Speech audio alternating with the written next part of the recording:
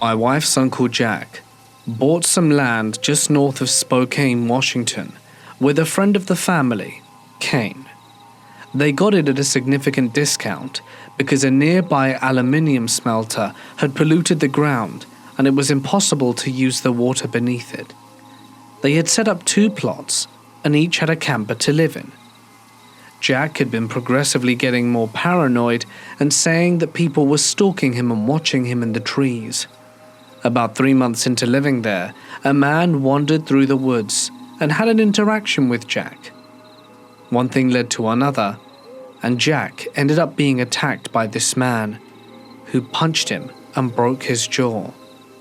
Upon being arrested, the man said he was overcome with a desire to see if he could kill Jack with a single punch. Not 2 months later, Jack was murdered in his sleep on the couch in his camper. Kane found him and immediately ran as far away until he stopped to call the police.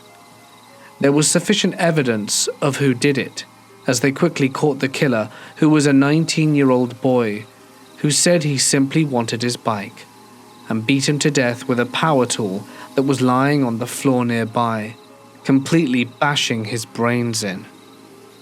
Kane was completely terrified at the time to be there alone. He had moved in with a family member until 8 months later, where he ended up with nowhere else to go, and he had to return. In constant fear, he finally convinced my pregnant wife and I to come and stay with him. The second I turned off the highway onto the property, I was overcome with dread. There were at least 250 crows covering the dirt road up to the property. I didn't sleep whatsoever the first night. I stared into the forest, searching for the cause of my intense fear. The energy of this place was so uncomfortable, and I assumed it was simply just knowing Uncle Jack was killed here. Even the days were eerie. Never did I have a moment where I didn't feel watched. My wife always had a sense of fear, especially after dark. Things sort of normalized for a while, until one day Kane began puking and feeling very lightheaded all the time. I took him to the hospital, and they said he was fine, probably flu. At this point it was the anniversary of Jack's murder. 3 days after the date of Jack's death, Kane came running out of his camper screaming he couldn't breathe, waking up my wife and we ran out to see what was wrong. Kane had gotten into his car and floored it, crashing into a nearby tree. I ran up and peered through the window to see the most intense and primal fear I've ever seen in someone's eyes. He was gasping and clutching his chest.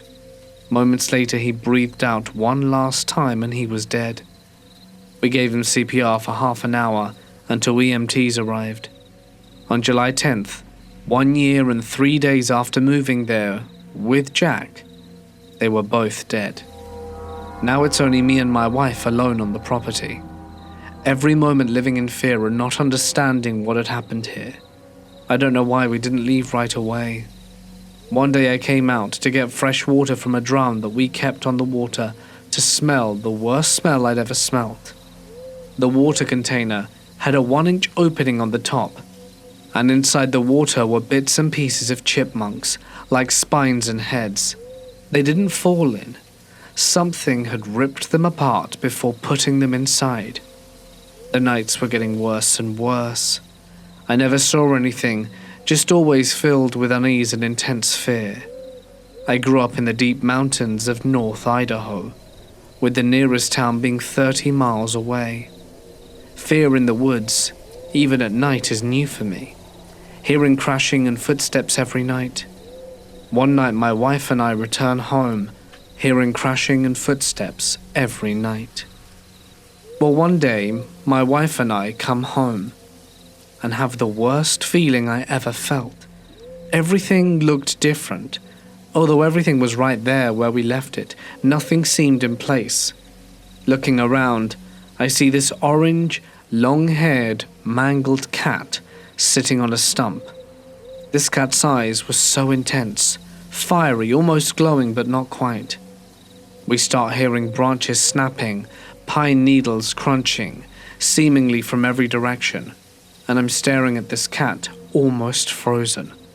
Suddenly, a voice breaks out, echoing throughout the forest. "Is someone there?" A little girl, I thought, but something was off. My wife yells back, "Hello, are you okay?" "Anybody?" The voice had changed. "Help me! Help me!" We yell back several times without response. "Someone help me!" And then the most intense, shrieking, evil-sounding voice of a woman. I'm filled with more intense fear than I can ever describe. But my wife, she is overcome with the need to find this person, and she starts to head off into the forest without a word. I grabbed her by the arm and tell her something isn't right. Why won't she respond to us?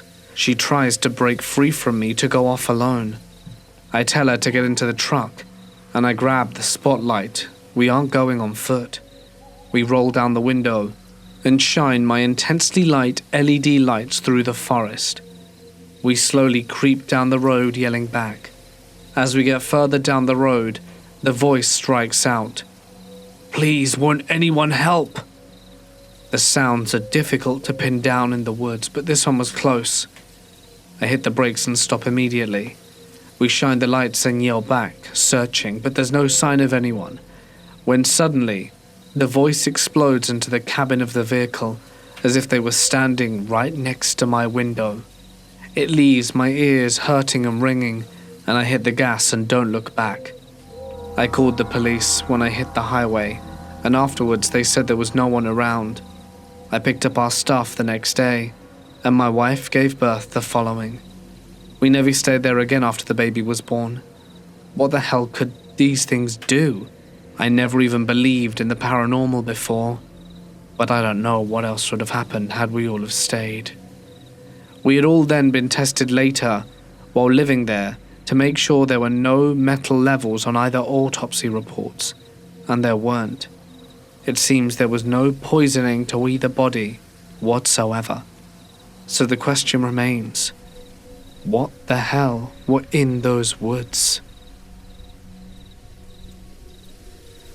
My friend, a 25-year-old female from college, told me a harrowing story that happened to her and her friends in high school. She's from Buffalo, New York, and often went on camping trips to local upstate campgrounds. When she was a senior, she and 4 of her friends went to a campsite fitted with rows of cabins on the water that people could rent. As the sun went down, the girls noticed that their neighbors, a few cabins down, a group of guys a similar age, were playing music and grooving around the campfire drinking beers. One of the guys asked if they wanted to join, and when they got over there and started hanging out with the guys, everything seemed completely normal, and they were having a fun time. As the night progressed, one of the guys there started to get blackout drunk, and eventually pulled out a revolver that he said belonged to his dad. He started waving it around and playing with it. This obviously freaked everyone out, his own friends included. Eventually he started pointing the gun to his head and laughing. While his friends were yelling at him to put it away and how it wasn't funny, the girls at this point were fairly disturbed and told the guys that they should get back to their cabin and said their goodbyes. When they got back to their cabin, they all said about how freaky that was and expressed concern for the drunk guy. They then moved on to other topics and forgot about it for the time being. A few hours later, in the middle of the night, they heard a loud bang coming from the direction of their neighbor's cabin. Shortly after this, a brigade of cop cars showed up to the scene. One officer came to my friend's cabin and started asking them questions about the cabin they had visited earlier that night. When my friend asked the officer what happened, he explained that the kid had taken the firearm, pointed it to his head, and pulled the trigger. They weren't able to discern if it was an accident or if he had intended to take his own life. My friend, to this day, still has PTSD over this incident and explained that she rarely goes camping anymore because of it. This happened when I was 15, near Alcaguin Park. My father and I were driving up to our cottage in the middle of winter. I was always so amazed at the beauty of the park and Muskoka, and had grown up enjoying the beauty of it every summer. Our cottage was on a large lake, about a 30-minute drive from the nearest town. There were probably thousands of cottages on the lake. During the summer, the lake and the town's population tripled. It was cottage county, so people would spend all summer enjoying the lake and the warm nights around campfires with family and friends. I spent every summer there growing up, and it still brings fond memories of sunshine and laughter and the sound of motorboats on the lake. But the winters were different. The people that didn't live there all year round ventured back home to city life, leaving the area mostly deserted, with cottages boarded up for the winter. There were a few people that still frequented and would come up every few months for a few days or so. But for the most part, the lake was silent during winters, and the town was just filled with the locals. The beautiful pine trees are always covered with snow, making the forest quiet. Our cottage was on a dead-end road. There were about 20 other cottages on the road, with ours being somewhat in the middle. The cottages were quite spaced out. However, with our closest neighbor being too far away to see through the trees, my dad had needed to head up to the cottage to do some painting that my mum had been bugging him to do. It was at the end of February, and it was a long weekend, so I tagged along so he wouldn't be alone, and so that we could spend some quality time together. It was about a 5-hour drive from our home, but turned out to be an 8-hour drive due to the heavy snow. It had gotten dark out quite early, and it was around midnight as we drove around Alcaguin Park. It was deadly quiet and pitch black, except for the headlights of the car. We finally passed through the park, with only about half-hour left to get to the cottage. It had stopped snowing, and we were both eager to get there. As we turned onto the familiar road, I remember my dad cursing. It hadn't been plowed yet. This wasn't surprising, however. It probably wouldn't be until later the next day that we would even see a snowplow. As we drove down the road, I noticed there was a fresh set of tracks. The Smiths must be up for the weekend, my dad had said. And all of a sudden, as we drove around the bend following the tire tracks, the headlights of the car shone on a white van that was parked on the side of the road. It was almost hidden by the vast trees that were covered with snow. "What the?" my dad mumbled. As we drove past the white van, I remember looking back through the back window and seeing 2 figures in the front seat, illuminated by our retreating taillights. I told my dad this and he shrugged. Maybe they're lost? I nodded but couldn't help think about how it was a dead-end road and why they would feel the need to park there. As we pulled into our driveway and started bringing our stuff in, I couldn't shake the feeling that something wasn't right. I couldn't stop thinking about the van and why it was there, with 2 people just sitting in the dark in the middle of the night. It spooked me out so much that I begged my dad to let me sleep upstairs with him, instead of sleeping downstairs in the room my sister and I usually shared. It had big windows with no blinds that looked out into the blackness of the forest, and my 15-year-old self was already scared of the dark, even without the white van. It wasn't a big deal when my sister was there, but not tonight. As my dad got ready for bed, I sat in the living room reading a book. My dad had turned off all the lights, and I was using just a small lamp next to the couch to try and get through the last chapter before bed. It was so quiet, I could almost hear my ears ringing. I started to get the feeling that I was being watched. The living room had large windows, also with no curtains, that overlooked the lake, and it was black, except for a light or 2 from cottages across the lake. I shut off the lamp and got up. Now that the cottage was dark, the moon was shining brightly, illuminating the snow. It was beautiful, and I walked towards the window to get a better look. Movement caught my eye, and I remember my heart dropping as I saw 2 figures down by the back porch, below the window, barely hidden by the surrounding trees. I dropped to the floor and crawled towards the bedroom where my dad was sleeping. my heart in my throat. I wasn't sure if they had seen me or not, but I woke my dad up, and by the time he got to the window, the two figures were gone.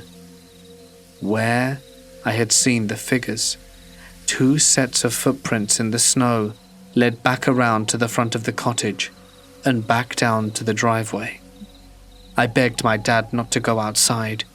He double-checked the locks and turned on the porch lights, hopefully to scare off anyone. My dad wasn't as freaked out as I was, but still set the alarm before he headed back to bed. I remember being very freaked out, and I laid there all night next to my dad, terrified I'd look out the window and see someone staring back at me. The next morning my dad went outside and confirmed that there were two sets of footprints leading from the road in behind our cottage, and then back around the front of the cottage and back up the road. There were tire marks that showed the vehicle had turned around and then gone back up the main road. My dad guessed that they were probably looking to break in and steal stuff as it was the middle of winter and not too many people went up to the lake. But they knew we were there. They would have seen our tire tracks leading to our cottage and my dad's car parked out front. They also may have seen the lamp I had turned on to read and/or see it go off. My dad didn't have an answer to that, and after much back and forth, he called the non-emergency line and reported it. Apparently there had been some break-ins in the area. Some stuff had been stolen from some cottages that were boarded up for the winter. But again, I still wonder to this day why they would be interested in stealing from a house that clearly had people in it. Or perhaps their intentions were far darker than we initially anticipated. I am an attorney living in the United States. This experience took place between my undergraduate and law school years. After graduating college, two of my friends and I decided to take a road trip to celebrate our achievement and spend some time together before going our separate ways, as we all had different post-graduation plans. Having been long-time fans of horror and the supernatural, we agreed to visit a few haunted locations along our trip. Most of the journey was rather carefree. We enjoyed a few national parks as well as stopping at numerous supposedly haunted or otherwise creepy areas. My friends Percy and Victor were great company, but other than visiting a few spooky locations, nothing truly paranormal occurred. Along our trip, we had used a few websites and blogs to pick locations near our route. After a week or so of travel, I was looking up the next few locations at our hotel on my laptop when I came across a rather interesting looking site. I happened upon a short newspaper article from the late 1800s that involved a family living in a remote farmhouse in the backwoods area of the state that we were traveling through. The report noted that the secluded farmhouse had been inhabited by a rather reclusive family that kept to themselves. The local townspeople seldom saw the family members, but the oldest son reportedly would travel to the nearby town to purchase grain at the general store about once a month. During the winter of the article's publication, about 2 months without a visit from the boy, the local shop owner grew concerned that perhaps the family had been stricken with illness. After voicing his concerns to the sheriff, a group of men was organized to bring supplies to the family. That winter had been particularly harsh, and the townspeople wanted to make sure the family had enough grain to last. The supplies were gathered, and a group of 3 individuals, including the sheriff, set off to visit the farmhouse in the woods. The farm consisted of a small barn and a 2-story wooden house. Upon their arrival at the homestead, the men were unable to rouse the family. The barn was empty, and no one received an answer when the men knocked at the house's door. Growing more concerned, the sheriff walked around the back of the house and noticed that the back door was ajar. Calling to his companions, the sheriff entered through the back door, announcing his presence as he did so.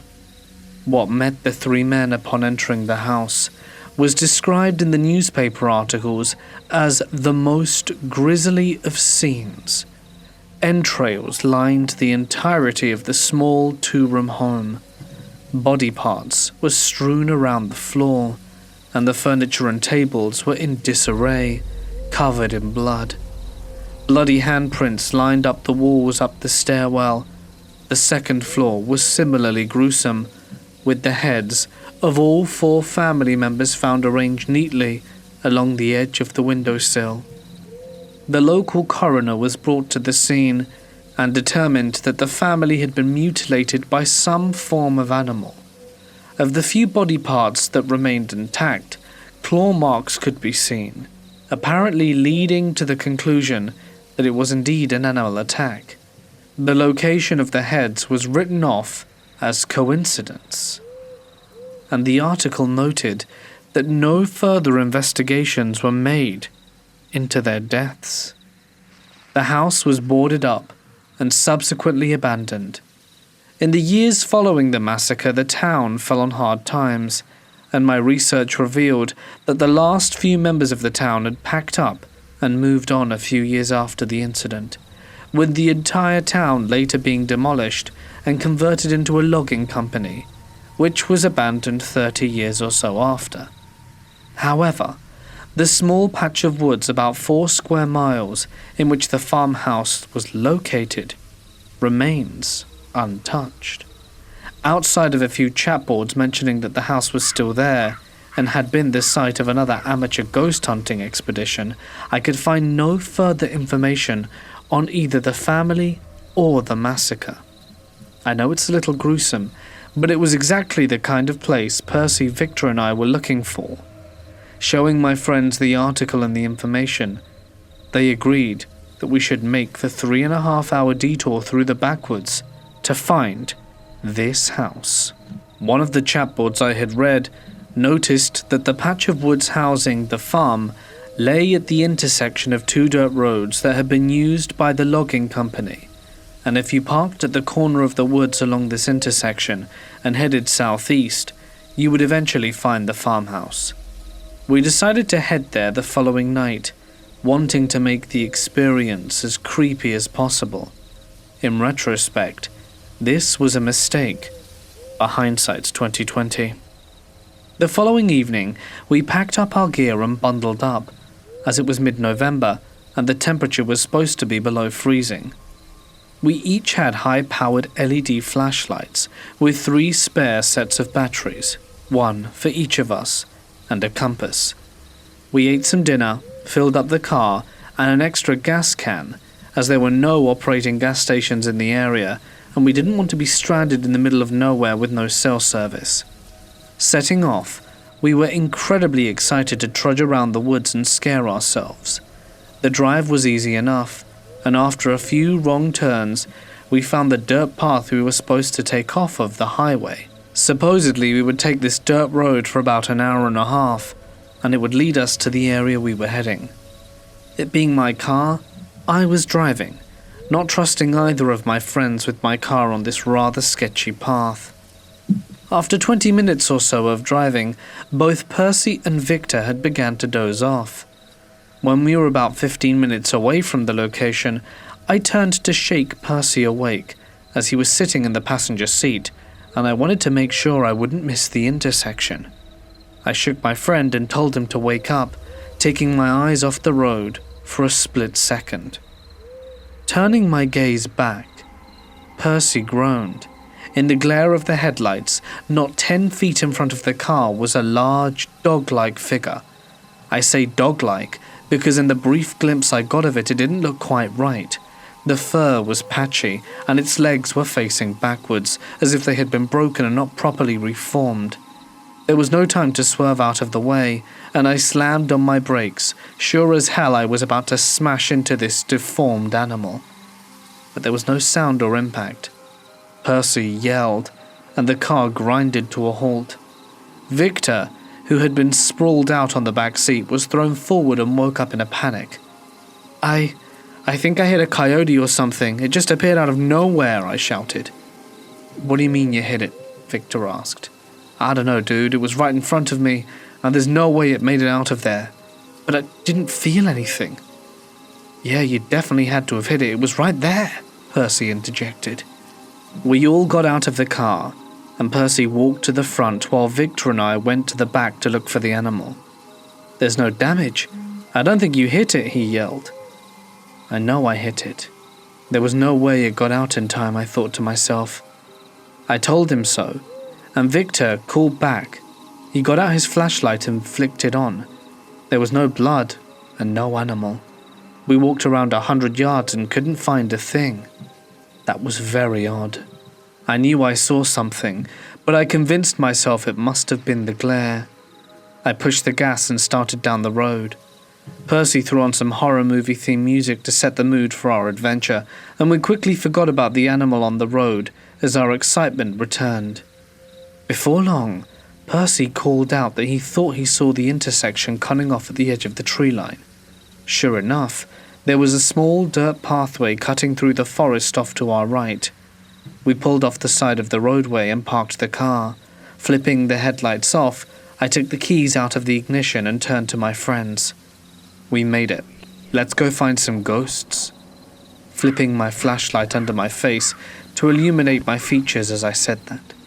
Victor laughed and grabbed his flashlight and extra batteries and shoved them in his backpack. Percy flipped his light on and off to check the batteries and said he was ready. Locking the car and tossing the keys to Victor to put in his bag, I reminded Percy that we should be heading southwest, and off we went. Percy leading the way with me, and Victor right behind. The forest was pretty dense, with a lot of fallen or rotting trees. It was winter, so there weren't many animals out, and it was eerily quiet. We were moving at a pretty leisurely pace through the trees, stepping over the fallen limbs and stumps. The woods felt so unfamiliar, and every time one of us looked back, it felt like there were more fallen trees than we had just passed through. After about half hour of walking, we came to a small clearing filled with white flowers. I walked ahead to catch Percy, and we checked the compass again to make sure we were still heading southeast. Percy showed me the compass, and we indeed were. Victor then called up to us. He had trailed behind and was smacking his flashlight against his palm. "What's the hold-up?" I inquired. He told me his flashlight was dying. We asked if he had not just put new batteries in. He did. That was the weird part. He switched his batteries, rummaging around in his backpack, pulled out 2 more, and threw the old ones into the side pouch. And we kept on going. But we didn't manage to get more than 10 paces before Percy's flashlight began to flicker out. Then Victor's started to teeter out, and mine.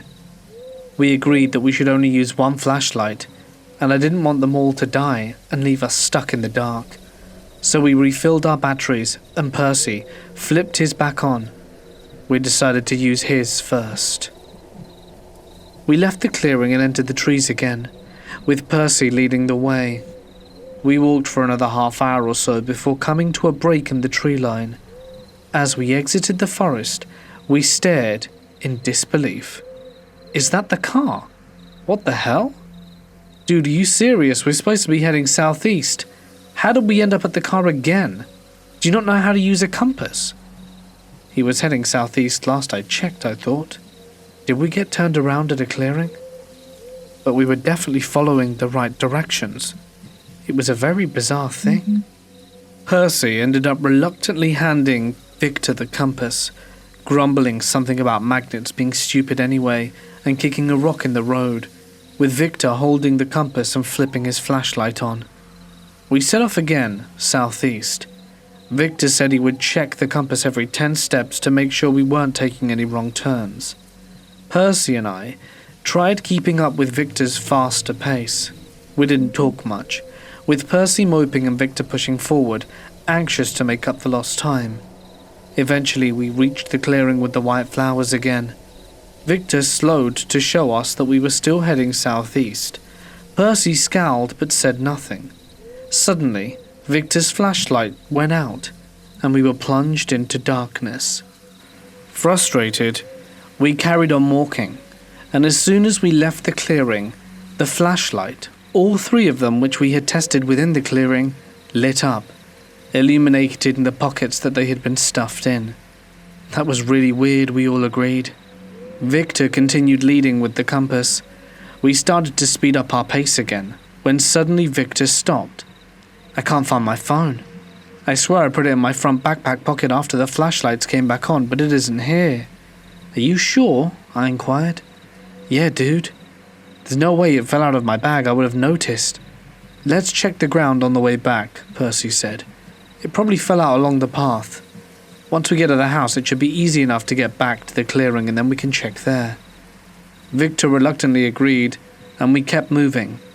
After a few more minutes, Percy noticed a faint light coming from just up ahead and called out, "Hello? Is there anyone there?" We began slowly moving towards the light, curious to see what it was, but trying to stay as quiet as possible. Coming to another clearing, we stopped, noticing there were no other figures in sight. The light was coming from the ground up ahead. Victor walked up to the light and bent over, picking up a small object from a patch of white flowers. It was his phone. That didn't make any sense. We'd been heading southeast the whole time. How did we end up in the same clearing? Our expedition continued, us getting more edgy and antsy with each other with every step. We walked for another 15 minutes before Percy shouted, "There's no way! There it is!" He yelled, taking off to a sprint. Finally. Victor and I looked at each other confused. How did we miss this? We're still facing southeast. We definitely should have passed it. Percy didn't seem to hear, overcome with excitement for reaching the destination. Jogging to catch up, Victor and I reached the house just as Percy pushed open the door, and we all stepped into the tiny farmhouse. It really was small. The first floor was a single room with a stairwell in the corner. The floor was littered with leaves and old beer cans. There was spray paint all over the walls, with multiple pentagrams and 666 sprawled across the old wood. Assuming some teenagers had probably thought it would be funny to try and freak out any other visitors to the house. We laughed off the markings and kept looking around. All of the furniture was gone, but a few cupboards remained. I opened one of the doors and found a couple of old rusty cans that looked like they were from the original house. But other than the old cans and the trash on the floor, the room was pretty much empty. "This is sick," Percy said, running up to the stairwell. The first few stairs had rotted away, and to get to the second floor we had to hoist ourselves up. Getting up to the second floor, we were met with more graffiti in a large window facing the front of the house. The window pane was smashed, and broken glass lay scattered around the floor. Running up to the window, Percy suddenly screamed and dropped to the ground. "What the hell?" he yelled, as something dropped from the ceiling and shrieked, flying directly at his crumpled figure before turning and barreling out of the open window. Percy screamed. Victor and I ducked and shined our light in Percy's direction as another shriek echoed out from the ceiling. Turning my flashlight forward towards the ceiling, I started to laugh.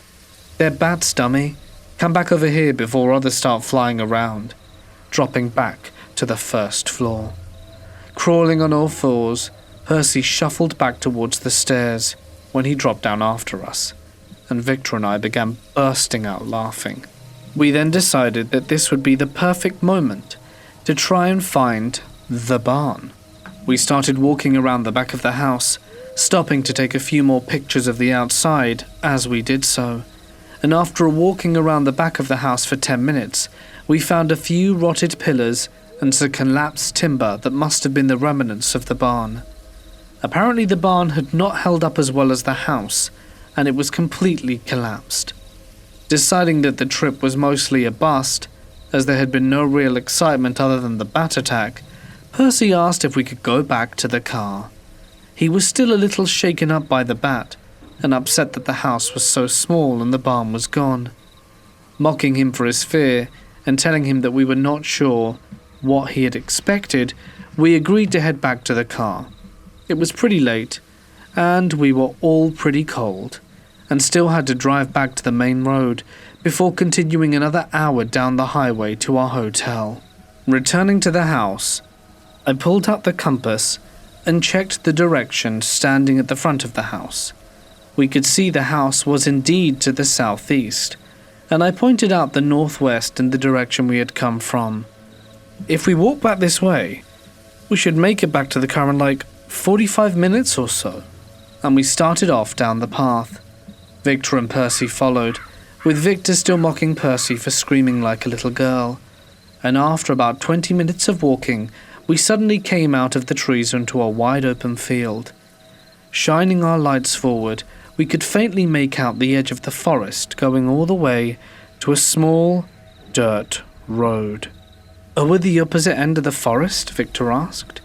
"I think maybe the compass is broken after all." That's when we heard a large crash echo through the forest. "Did that come from the house?" Victor inquired. "I think so. One of those bats probably just knocked into something, or some wood gave out from Percy running around the second floor." "Well, I've had it with bats in those stupid woods and the broken compass. I'm walking to the road and I'll follow back to the car," Percy said, clearly unnerved by the crash. Percy was getting irritated and unnerved, and decided to jog back. Victor and I shrugged, and set off into the woods taking a leisurely pace, trying to accommodate Percy's longer trip. We scrolled through our photos and chatted about how funny it was to see Percy freak out, and after a few minutes of walking, we started to hear crunching leaves behind us. We stopped and turned, figuring that Percy had decided to follow us after all. As we yelled out his name, the crunching stopped, and we heard a faint rustling in the trees about 50 yards behind us, and then silence.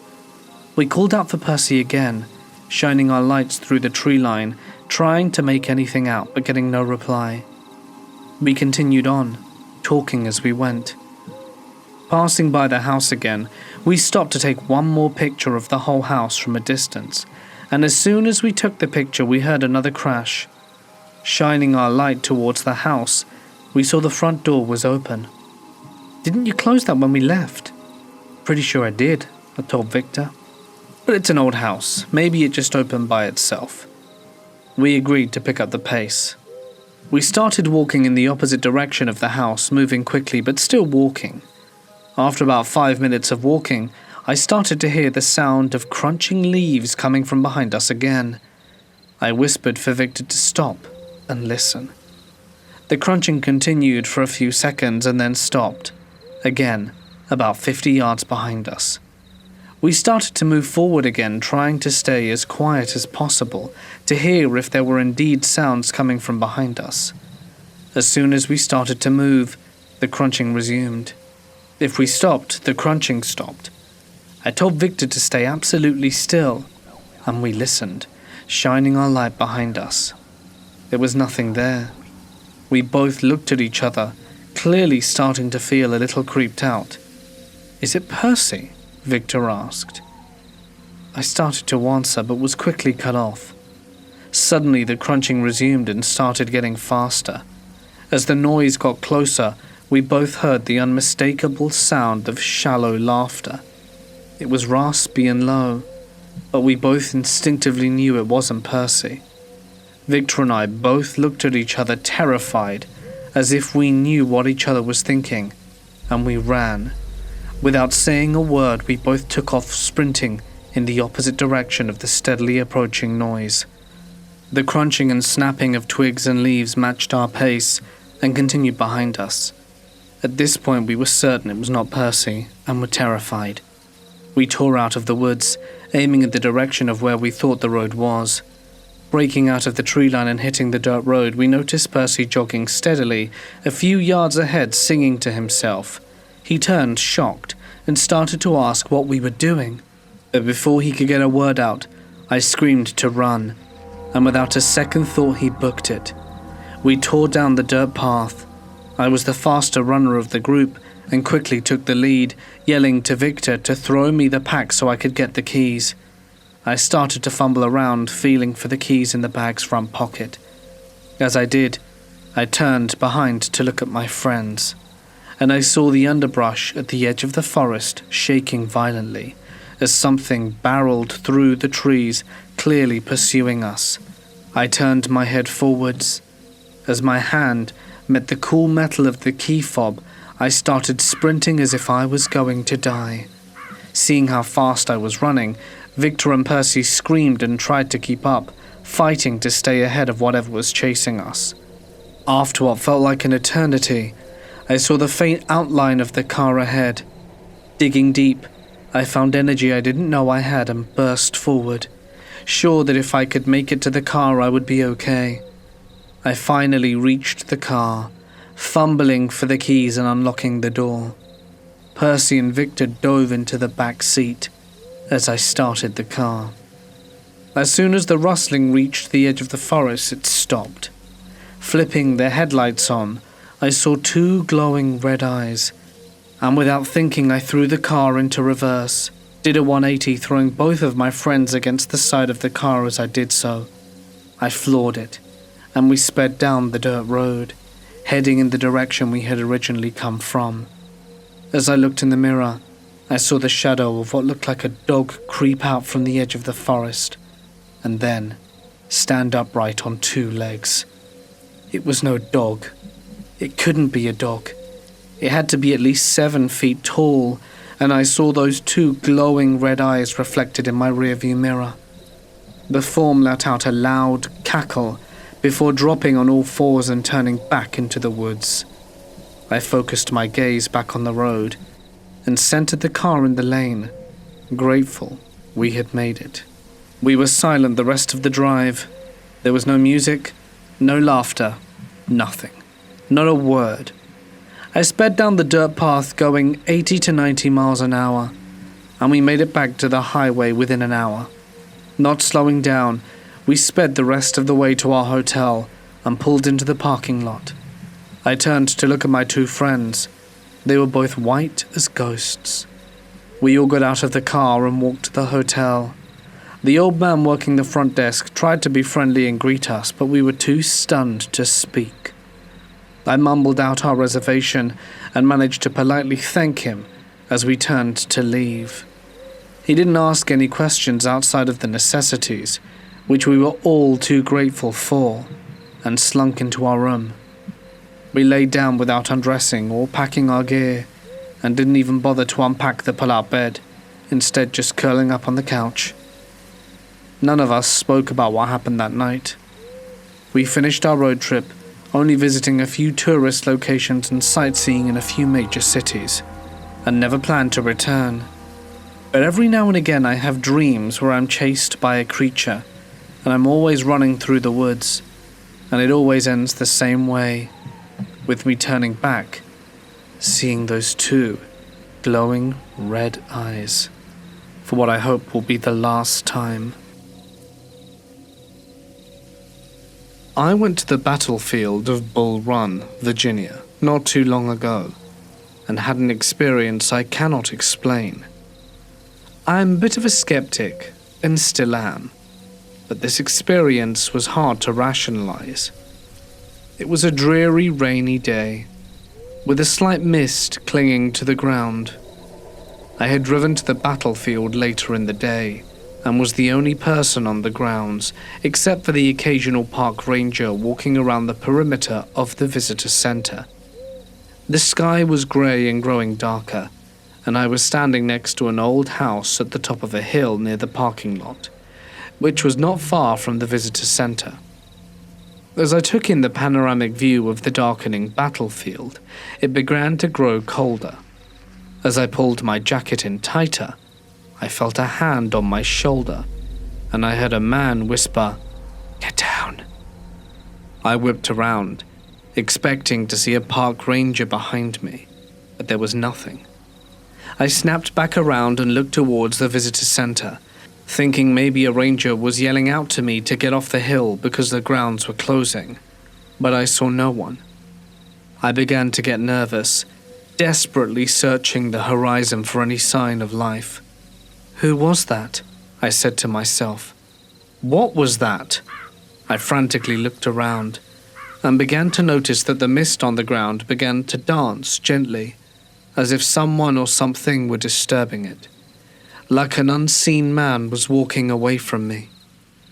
The strange movements of the mist distracted me from my former nervousness, but I soon snapped back to reality when I heard an ungodly shriek from inside the locked house. It was definitely the voice of a woman. It started loud and shrill, but slowly tapered off into a low, guttural gargling. I don't think I've ever run so fast as I did after hearing that wail. I startled the park ranger at the desk when I yanked open the door to the visitor center and slammed it shut, panting and babbling like an insane person. When I finally gained my composure, I told the ranger what had occurred, and he tried to give me a convincing smile. He told me I must have been out in the cold too long and invited me to check out the informational film, small museum and gift shop.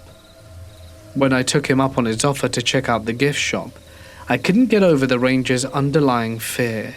He appeared to be hiding something, but I understood he couldn't say anything that might frighten future visitors, so I let the matter go for the time being. But when I got home, I scoured the internet for any explanation for the terror that I experienced, and I found that an old woman died in that house, killed by a cannon aimed at Confederate sharpshooters near the house. Was it the ghost of a Confederate sharpshooter that warned me to get down? Was it the old woman's tortured spirit that let loose that blood-curdling shriek? I will never know, and in that thing's mind, the war does not appear to be over. This happened way back in 2013, when I was in junior college. It was our college organization's annual art camp. For a short description, we're all in the fine arts department, and our organization holds this art camp, where there are seminars from our professors and mentors, and all in all, team-building activities. It's usually set in recreational venues. As I've said earlier, it was junior, and it was our year as the officers of said organization. So we were the ones who selected the venue, planned the games and itineraries and such. To give a brief description of the place, it's in a rural area around Laguna in the Philippines. It's a huge recreational area with a hanging bridge leading to the campfire, pool area, and obstacle courses. In the middle of the venue, there's a huge open space function hall where the seminars were held. Our cabins were hidden by trees located far behind the hall. The first cabin was for the mentors and professors. The second was for the girls in my year and co-officers. The third were for the sophomore and freshmen. The fourth were for the guys in my year, and some freshmen in their last two cabins were occupied by the higher year students. On the right side of the function hall, there's an outdoor lounge area with a life-size chessboard game, and if you walk straight further, there's an obstacle course area. Further from it was the pool and the foresty area where the camping and hanging bridge were located. This particular story was experienced by my classmates. It was already night, around 8 p.m, and our scheduled seminar was already finished, and everyone was done with their dinner. Some of the students were chilling on the patio of their cabin, some were walking around, and us, the officers, were busy with planning tomorrow's activities. The guys, Gab, Wally, Kev, Alan, and Hero, were chatting and chilling inside their cabin. One of them decided to explore around, and Hero told them to go play at the chessboard area, and they all went except for one. Gab approached Frank, a freshman, dozing at the top bunk, and asked if he wanted to come with them. But Frank was tired and declined, turning his back to them.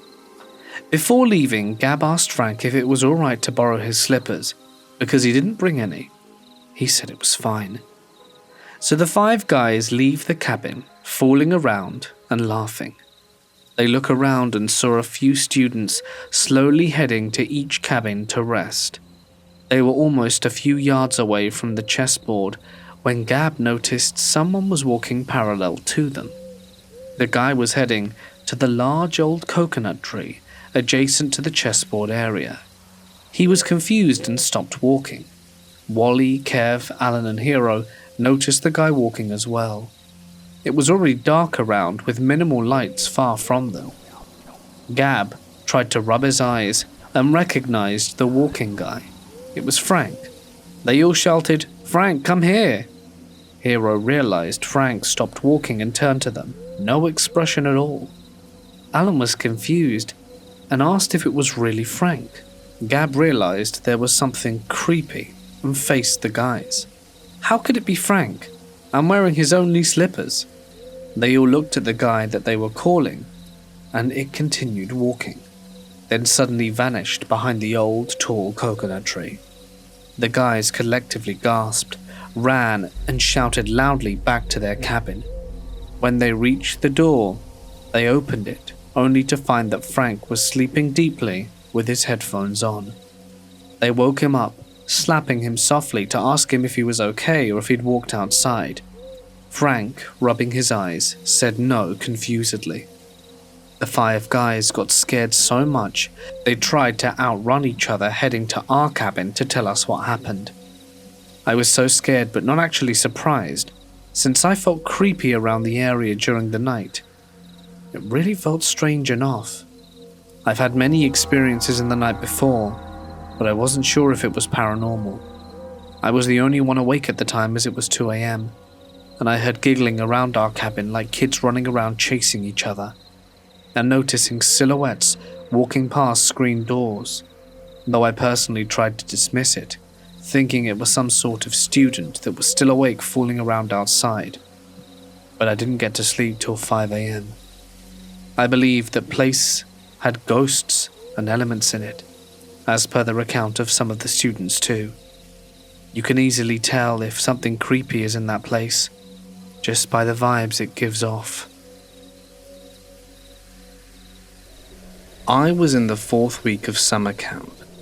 I was a camp counselor up in the mountains. It was the weekend, and during that time there were no campers on site. It was only us 7 counselors. Everyone but Alex was chilling in the break room. Alex was assigned to stay in the Hawk cabin alone because he was the only guy working that weekend. It was late, and Alex had gone to sleep. He started to dream. In his dream, he saw a little girl dancing on top of one of the bunk beds and singing, "I'm Riley, I'm Riley." Then she looked at Alex and jumped off the bunk bed and broke her leg. In a panic, Alex woke up to check on the room for any little girl. The room was empty, but Alex was too spooked to go back to sleep. He went down to the break room for some company. A minute or two later, our boss walked in and asked Alex, "Who was that little girl who stumbled out of your room?" A few days after everyone had stopped crapping their pants, a new batch of campers arrived. On the first day, we took a bunch of campers on a hike. On the trail, we were singing camping songs and getting to know everyone. My campers were telling me all the cool dreams they remember. I told them about this dream I had where there was 0 gravity. Then this girl in front of me turns around and said she had a scary dream a few nights ago. She dreamt that she was in Hawk cabin and there was a little girl trying to dance around with a broken leg. I purchased a hunting property in southern Maryland a few years ago. It's a decent chunk of land of over 400 acres, almost entirely wooded. Its history goes back to the 1660s, when it was deeded to some English military colonel. It has an old plantation-style house built in the 1870s. We were told the original house had burnt down. It has a family cemetery with gravestones that go back to the 1780s and a lot of overgrown boxwood bushes, the ones you prune into shapes. The place did seem a little creepy right off the bat, but I've always been a pragmatic kind of person. I didn't give that stuff a second thought. The land had been leased by a hunting club for the past 20 years or so. All the stands were set up, and the trails already established. It was a perfect fit for us. At one point I made an offhand joke to the hunting club guy about the haunted house. "It really does look like one." He said something along the lines of, "Yeah, this place will make your hair stand up on end sometimes." He seemed surprisingly serious. I thought he was going to make a joke back about it. Again, I didn't think much of it, but it stuck out in my mind. The house was unlivable at the time of purchase, so we were commuting back and forth from a friend's house any time we needed to be down there to get the work done. I had never been there at night by the time deer season came around, and me and 4 other guys went to the opening day for rifle.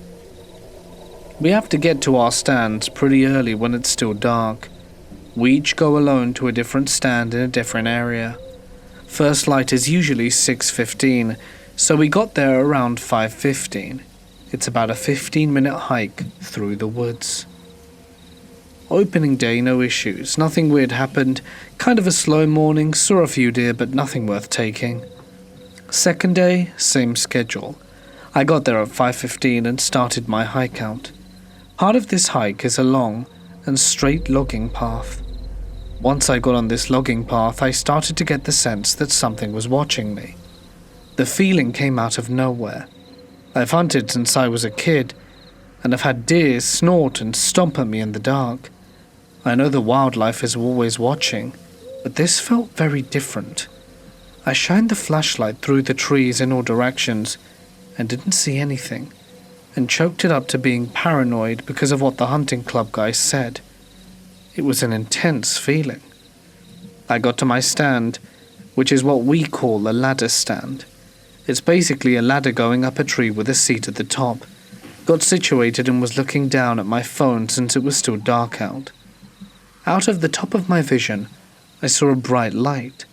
Looked up real quick and it was a bluish white glow that lasted about 2 seconds. So at around 150 to 200 yards out straight ahead. My adrenaline was pumping like crazy. I thought to myself, what the heck was that?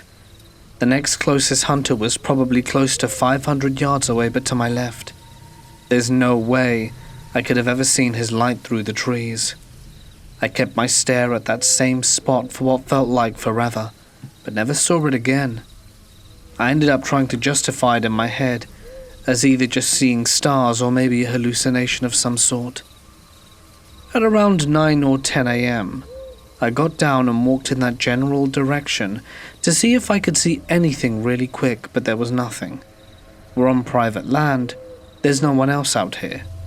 2 guys got deer that morning. I did not. Decided not to mention the light to anyone. It was probably just in my head anyway. On the 3rd day, we switched up who went to which stand, since the 2 guys who got a deer weren't there. One of the guys did end up going to the stand I was at, John. The day went on as normal, but was another bummer. None of us saw anything worth taking. John didn't mention anything out of the ordinary, and by that point I had started to forget about the light and didn't care anymore. Day 4 was our last day, and was another normal day, but thankfully I had finally gotten my deer, a small 7-point, but I was still happy. John ended up taking a spike, small buck, for the meat, and the other guy decided not to take anything, and we went our separate ways. A few weeks later, I decided to put up some trail cams and sent out a text to the group with a joke about maybe catching the old colonel wandering around. That's when I got a call from John, and he told me he forgot to tell me that he saw lights in the wood at the same time I did. My heart dropped. I said, "Dude, you're not going to believe this, but I saw the same thing." I asked which color and in which direction. He said it was like a bright blue or white straight out. Said it was quick on and off. Couldn't say exactly. I thought for sure at that point the place was haunted. I had to go out there.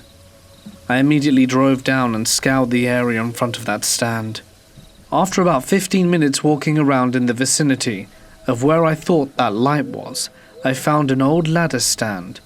Looked like it'd been there a long time, maybe 10 years.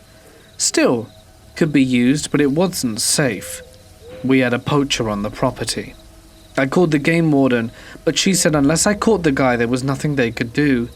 Just told me to take the old stand down, which I did. I set up the cameras and never saw anyone. I wish I had told John about the light. Still feel like an arse. It was an incredibly dangerous situation for both of us. Thankfully, nothing bad happened. 2 to 3 years have since passed, and I haven't had any issues. I've done a lot of walking looking for old stands, and actually have found a few more to take down. I tell everyone now who hunts here with me to tell me if they see anything out of the ordinary. This happened recently, and the feeling of dread is finally subsiding. You see, I was driving with my boyfriend to this little cemetery. I wanted to check it out while we waited for a friend of mine we're meeting to be done with work. I live in southwestern Pennsylvania, so there are many wooded areas. We were driving down this one road in a pretty populated rural area, and then we turned onto the road we had to drive down to get to the cemetery. Immediately, the pit in our stomach formed, so the only light for miles were our headlights. We were surrounded by a void of pitch black nothingness.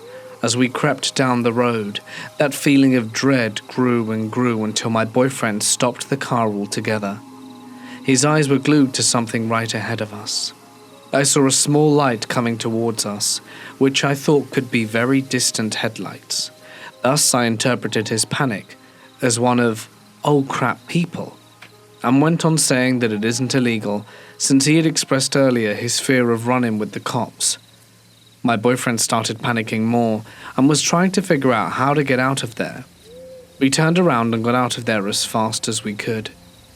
He told me he had seen a decent-sized shadow, and the light that I thought were distant headlights were actually the reflection of something's eyes.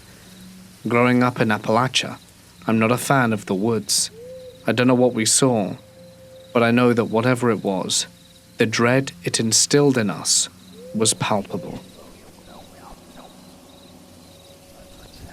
I was camping with my husband and his family at a small remote lake in New Mexico. There were about 10 people in our group and another group of 6 people in the next campsite. It was nighttime, and both groups were doing typical activities, making s'mores, having a few drinks and telling stories, when we all heard what sounded like a little girl yelling out for help. Neither group had children with them, but we were all positive we were hearing a little girl and decided to search the area where we heard the noises from. There was a field behind our campsite, and we all saw a very tall, pure, white figure standing about 100 feet away from us in the field making the noise. We agreed that it looked about 6 feet tall, skinny, and white as can be. We made our way closer to investigate, but whatever it was that we saw started backing off as we got closer and vanished into the trees. All night, we continued to hear a little girl calling for help as we tried to sleep. Needless to say, it creeped us the hell out. Back in 5th grade, my class and I went on a trip to camp in the mountains for a week. Typical camp, archery, rock climbing, and so on. My teacher did tell us a disturbing story about the little girl that drowned in the lake. For context, the lake where the kids take out canoes is also a swimming area in the summer. It was winter when I went, so the water was too cold for that.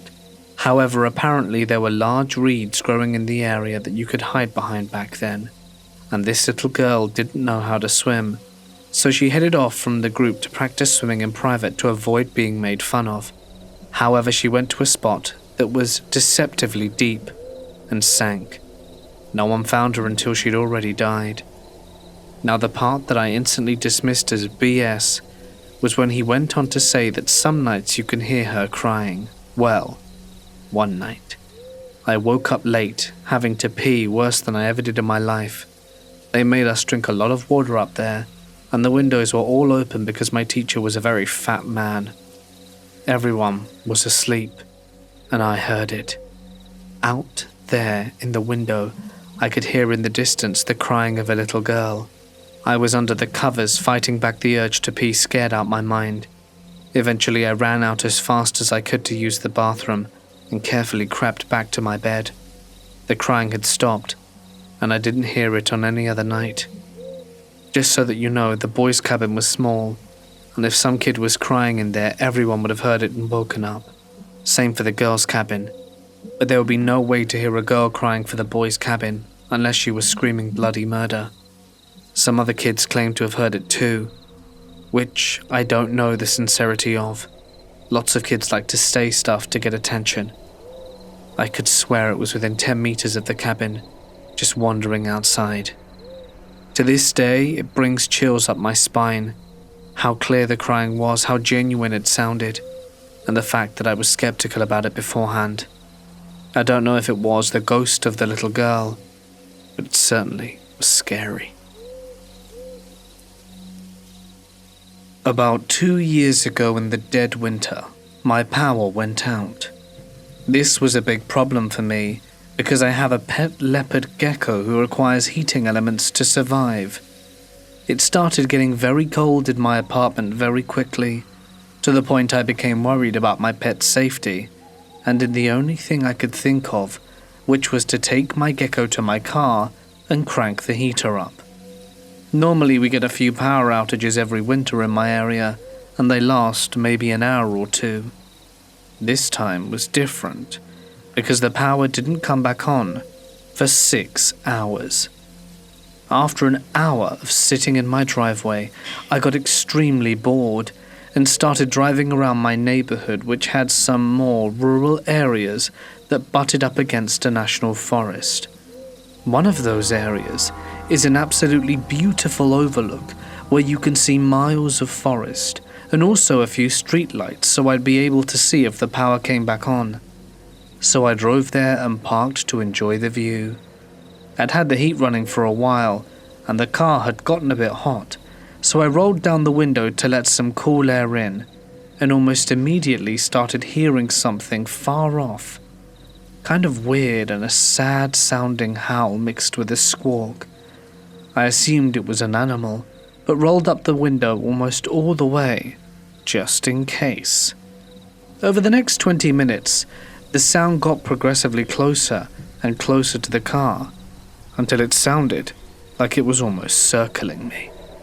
I can still hear this sound in my mind clear as day, even though this happened several years ago, and I know what animals we had locally and what they sounded like. This didn't sound like any of them. I got nervous and decided to leave and go get some food and gas in a neighboring town that still had power. About another hour passes and there's still no power. Having convinced myself the sound was just an animal, and it had probably long since moved on, I went back to the overlook to enjoy my meal. About an hour goes by without anything happening. No noise, no nothing, until eventually I see movement along the big rocks in front of me. It's starting to get dark, so I can't really make it out perfectly, but at one point it looked like the head of a disfigured animal peered at me over a rock, and then disappeared. I see this several more times, but I stay, because if it was an animal, then there was something severely wrong with it, be it an injury or a birth defect that would probably affect its quality of life, and I wanted to be able to at least let the animal control know so that they could find it and help it, or if worse, put it out of its misery. After a while it started making noise again. It was the same one as before, but now it also added this horrible gurgling sound, almost human. It had gotten quite dark, and I couldn't see much of anything, but I could hear it circling the car. Eventually, I hear what sounds like something messing around near the back tire, and I panic and peel out the parking spot. I look behind me and see what is now very clearly a person in the taillights. They chased the car for a little while, but quickly gave up. Is it possible this was just a person under the influence or suffering from a mental health issue? It seems pretty unlikely since it was probably below 30 degrees outside and far enough out of everyone's way. I doubt anyone would be hanging out there, let alone hanging out there for hours and wearing what appeared to be animal skin on their head. If it wasn't a person, based on the location and how things looked, could it have possibly been a skinwalker? This experience still terrifies me to this day. My siblings and I live in the pretty rural countryside with only 2 neighbors, one to the front of our house and the other to the right side of it. To the left of our house, we have pretty dense wood. Neither of our neighbors have children. It was late spring/early summer, and we had decided to play hide and seek in the woods, as we would do pretty commonly. We had been going for a few rounds, and it was my younger brother's turn to seek. So me and my sister decided to hide together.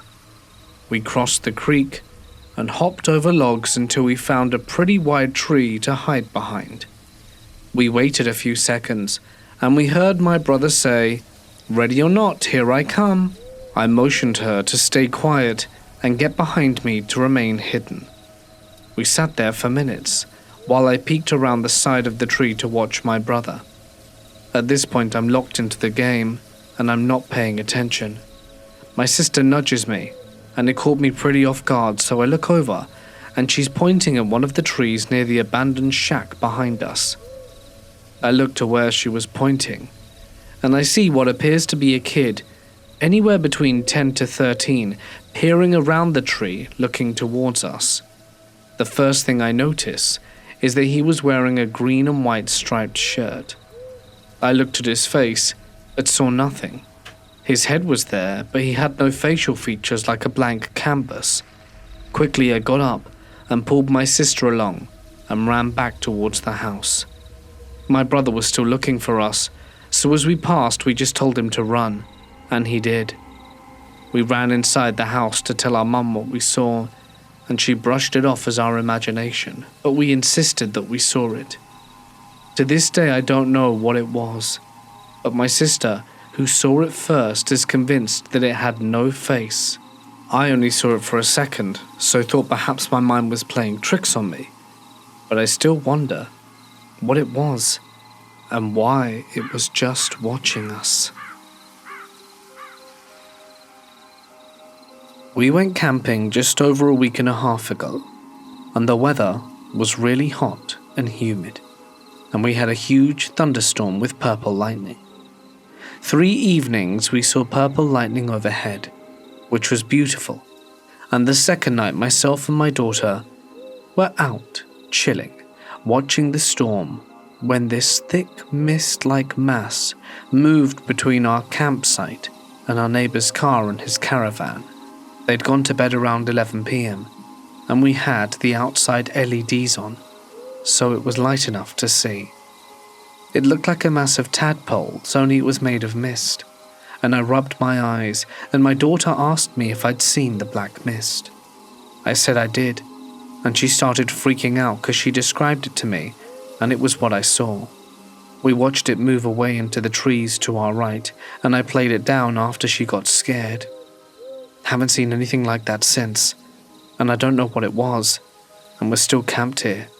It's all been uneventful on the strangeness scale, but I just want to know what the hell that mist was.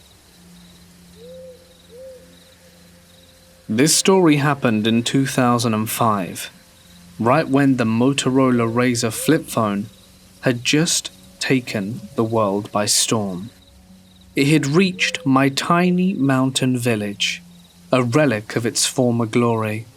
It used to be a mining town, maybe in the late 1800s or something, but whatever natural resource they had been trying to get out of the ground had since dried up. There were many abandoned houses in the outside parts of town that had been left to be consumed by nature, and were for the most part forgotten about. But in our rural community, us kids had a legend of a house that stood near the entrance of the mine that many referred to as the Master House. It wasn't so much of a house as a 2-story cabin in the woods, as I would eventually learn. The story goes that they were the mining master's family, and they all lived there right next to the mine, surely so the master could come home from work quicker, no doubt.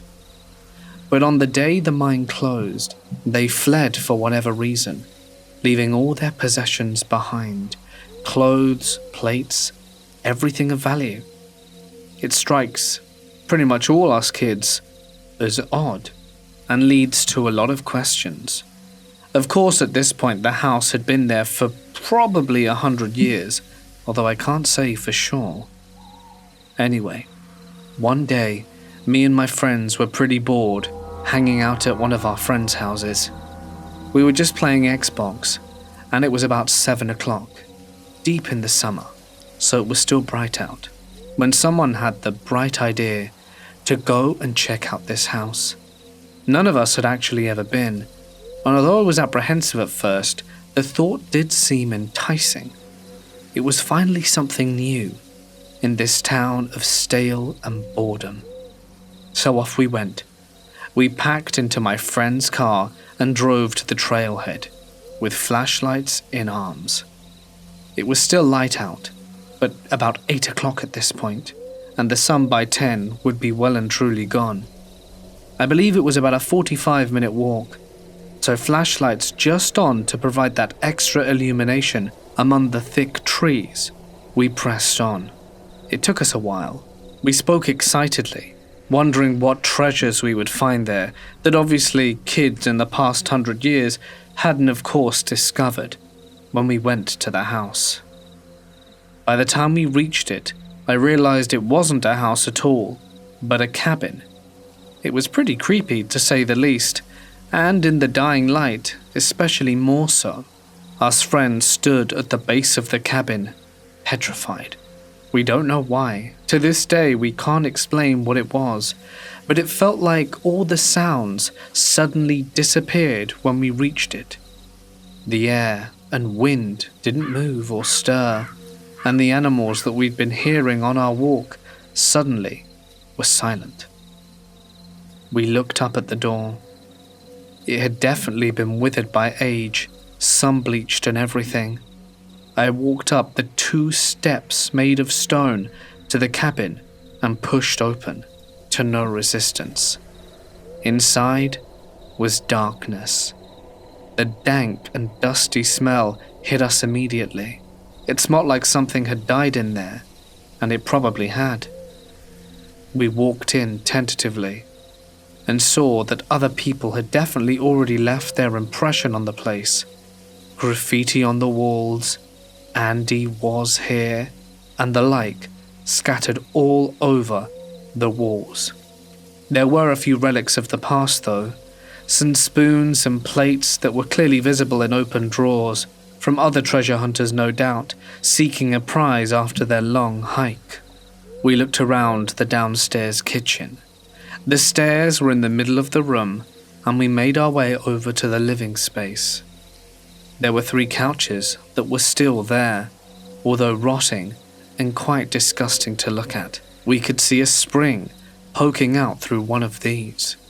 One of my friends remarked that one of them looked newer, not as ancient as the others, and wondered if perhaps this had been an addition that someone had put in later, like forming a clubhouse in this derelict old cabin. Why anyone would do so, I have no idea. After we'd seen the downstairs, the upstairs is what interested us. We shined our flashlights up the stairs, and with trepidation, I started taking the first few steps, each step protesting with a loud creak as I pushed my weight and marched further up into the darkness. I shined my flashlight to the left to see some bedrooms, and then slowly to the right. The door was ajar, and as I approached the ajar door and pushed it open, I dropped my flashlight and let out a scream.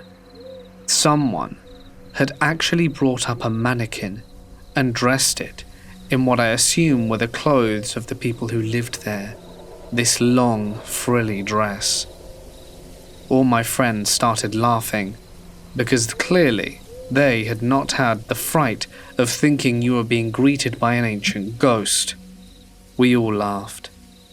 We looked around each and every room, my friend finding some old faded papers and seeing if he could make out any of the words, but ultimately, the quest, although enjoyable in part, didn't hold much fun, seeing as everyone else had come here before us. My friends and I were decidedly done with this little adventure, and thought it'd be best to go home. The night was nearly fully upon us, and the thought of going through the forest in the darkness wasn't that appealing, as I wasn't sure if our flashlights would hold all the way back. We all went down the stairs, when a friend said he needed to wee, so he ran outside and round the side to do his business. We were all just kind of lingering in the hallway, taking one last look, when we heard a few footsteps from above. I shouted up and asked who was still up there and to get down because we were leaving them behind. But no one replied. I then looked around. There were 5 of us, and downstairs here in the room were 4 of us, with my friend outside doing his business. I did a double take and recounted. Right as I was finishing my second count, I heard 1 step, as if someone moved a single step upstairs and shifted their weight onto one leg. A creak from the floorboards. My friends looked at me, and I at them. And in the few moments it took for all of us to realize that something was not quite right, we bolted out the door. We didn't look back, but the friend who was taking a wee shouted out after us asking what was going on. It was only after we had rejoined the path and were in the tree line did our friend finally run over to us and ask what happened. When we told him what we'd heard, he said it was surely some kind of animal, or the wind, or just the house itself creaking, and to not be chickens. Now that we had left the house, it didn't seem so scary, but we still needed to make it home. As we started walking, I put my hands in my pockets, and that's when a dawning realization hit me. My phone wasn't there. I searched everywhere, asked my friends if they'd taken it as a joke. You see, I'd been using my new Motorola phone and showing it off to take pictures of this decrepit cabin. I knew that I must have left it in the house. I really didn't want to go back. So a friend, Sam, decided to come with me, and the others would wait by the trees. We started making our way into the house. We pushed through the door and looked around the downstairs. To this day, I still don't know why I did this, but I began opening the drawers of the kitchen, seeing if someone had stuffed it in one as a joke, even though all of them claimed not to. When I opened one of the bottom drawers, inside I saw a decomposing bird, and that genuinely frightened me. After deducing that the phone definitely wasn't downstairs, we started making our way upstairs, and I felt a chill run down my spine. Something didn't feel right, and those noises had definitely spooked me. But I wanted my phone. It was expensive, and there was no way I was going to be able to afford another one. We looked in the rooms on the left-hand side first, but there was nothing. Finally, it was time to look in the mannequin room. My friend had left the door ajar, the last one out, surely to scare the next people who came up here. I pushed open the door, and right there, at the foot of the mannequin, was my phone. The thing that I find hardest to believe is how on earth it got there. You see, after my initial scare, I didn't even bother looking in that room, and that was on the doorway. I turned around and left. It was a few spaces between me and the mannequin. I would have had to throw my phone in order for it to reach where it was at the mannequin's feet. My only logical conclusion was that one of my friends took it from me and left it there. It then started to dawn on me that one of my friends must have done it on purpose, and they were waiting to see my face when they were going to ask me where I'd found it. I thought that must have been the most logical conclusion, and started to make my way back down the stairs. We ran out the house and closed the door, not wanting to wait and see if we heard any more noises as we left. When we rejoined my friends, one of them asked why the hell we were playing with the dress. I asked them what they meant, and they said it wasn't really necessary to try and make out I'd lost my phone if we were just trying to scare them. I asked them what the hell they meant. Sam looked at me in surprise. We hadn't done anything. I told them I'd only gone in to find my phone, but I didn't say where I found it. Then they looked at each other and asked why I was moving the mannequin around the room. I gave them a confused look. They went on to explain that after we'd gone into the house, it appeared that the mannequin, which was visible via the window, moved around a little, moved from side to side, and then back down in the chair. I looked at them in horror and instinctually turned back to the window where the mannequin should have been visible, but there was nothing there. Without thinking, all of us began running. It wasn't until we reached the end of the trail and were back in the car, exhausted and panting, did all of us tell our sides of the story. Our friends adamantly said that none of them had moved my phone.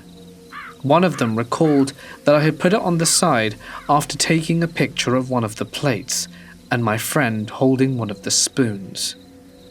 But that was the last place he saw it, as he was too busy taking photos on his phone. Regardless, I still don't know what happened that night. I trust my friends implicitly, and after their reactions genuinely don't believe that they had any hand in the moving of my phone, as I am also sure that they are not lying to me about us playing with the mannequin. There was no outright accusation of it being spooky happenings in an attempt to scare us. They thought we were trying to scare them, and pathetically at that, as they didn't even contemplate the possibility of it being paranormal. I'm not sure what it was. It was dusk after all. There was very little light. Maybe it was a trick of the light. At least, that's what I try and tell myself. But what I know for sure is that I will never be going back to that cabin or encouraging anyone else to do so either. I was 14 and in the Boy Scouts, and we were on a canoeing trip down the Buffalo River in Arkansas.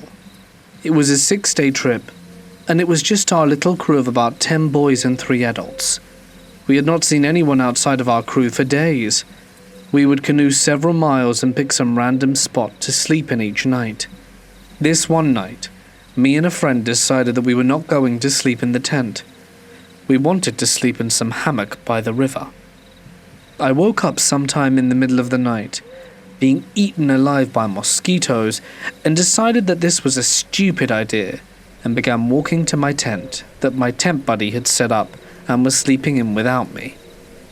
The field we chose to camp on that night was quite large, so the tents were spread out far apart.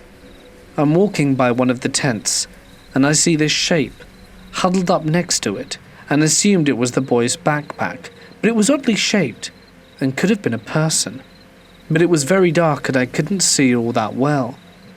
For some reason I decided to kick it while I was walking past to make sure it was just a bag. When I kicked it, it grunted in pain. It surprised the hell out of me.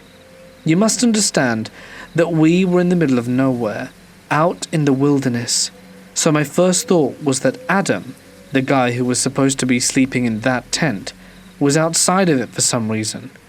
So I knelt down beside him and asked, "What are you doing out here?" The man replied, "I like you people." That's when my heart nearly exploded out my chest. This wasn't Adam, but a stranger. Fear seized me. I noticed he had a knife in a sheath on his belt loop. I was trying my best to stay calm. I will never understand why I thought that I needed to get that knife away from him. I should have just run screaming, but I didn't want to alarm him. I went to grab the knife, and he grabbed my arm and said, "You need to go to bed." Okay. I just got up and walked the remaining 100 feet or so to my tent. I woke up my tent mate damn near hysterical, just knowing he was going to come in any second to terminate us. I woke him up and told him the story, and he, being much braver than me, went out and walked around the camp and said he didn't see anyone and thought I was making the whole thing up. The next morning when I woke up, he informed me the adults wanted to talk to me. I walk out the tent and see people's stuff thrown everywhere. Apparently the guy, whoever he was going outside each tent and going through the backpacks looking for stuff to steal. One of the adults had an expensive camera missing. The adults went and searched for signs that someone else was on this part of the river, but never found anyone or anything. To date, that is the scariest moment of my life, and though I'm 36 years old, my wife mocks me as I still sleep with a nightlight. I was living in the woods on some state land for a while a few years ago, as I was out of options. I could hear cars approaching from this stop from a mile away, and there weren't more than a few houses within walking distance, so I usually knew when there were people around.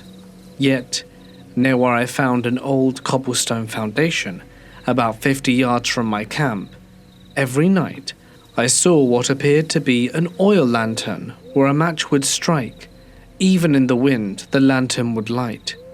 Then the match would go out, and the lantern would bob forward for about 15 steps, and then the light would disappear.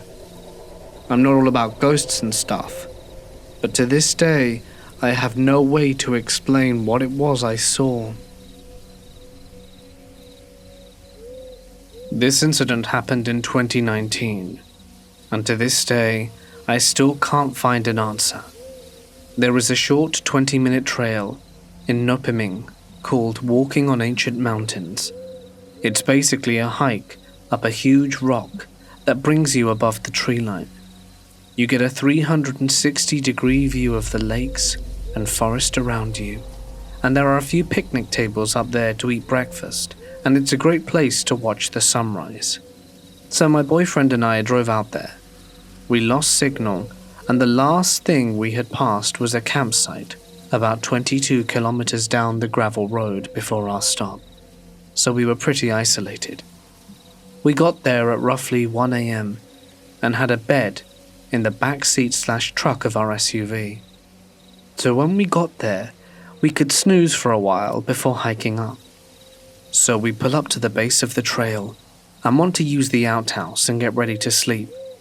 We honk the horn, slam the doors, and yell to scare away any animals nearby like bears and such before we walk, maybe 40 feet to the bathroom. After all that, we hop into bed, lock the doors, and within the same minute, we heard heavy footsteps in the gravel outside the car. Step, step, drag. Step, step, drag. After being frozen in fear for a moment and hearing these footsteps approach the car, I quickly scrambled out of the front seat, started the car, and shined my lights around to see what was out there, but there was nothing. No tracks in the gravel, no signs left behind that anything was out there.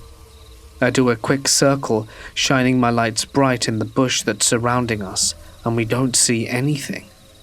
But I was so scared. I stayed up for nearly an hour shining my lights and waiting for something to back out. After not seeing anything, I figured whatever it was had passed through and wasn't coming back. So I turned the light off and crawled to bed in the back where my boyfriend slept. With no exaggeration, the moment I laid my head back down, we hear the footsteps again. This time, walking from the rear driver's side wheel well where my head lies, around the trunk, and to the wheel well next to my boyfriend's head. We looked up through the windows, too scared to move, but didn't see anything. Then, suddenly, there was a loud, slow scratch in the wheel well next to my boyfriend's head. My boyfriend hit the wall of the car to scare it away, but it stuck around. And after all of this, I don't remember why, we had stayed and not gotten the hell out of there. Maybe at the time, we figured it was over a 3-hour drive from Winnipeg to get there, and we'd hate to have wasted all that time. Either way, we stuck it out. The footsteps and scratching went on for most of the night, and once it was the tiniest bit of light out where we could see our surroundings better, the sounds stopped, and we slapped on some headlamps and started our hike. At the time it was too dark to see, but once we got back from our sunrise breakfast on top of the rock, we saw the tire where the scratching had been was flat. No explanation as to why. We got it changed out and headed home.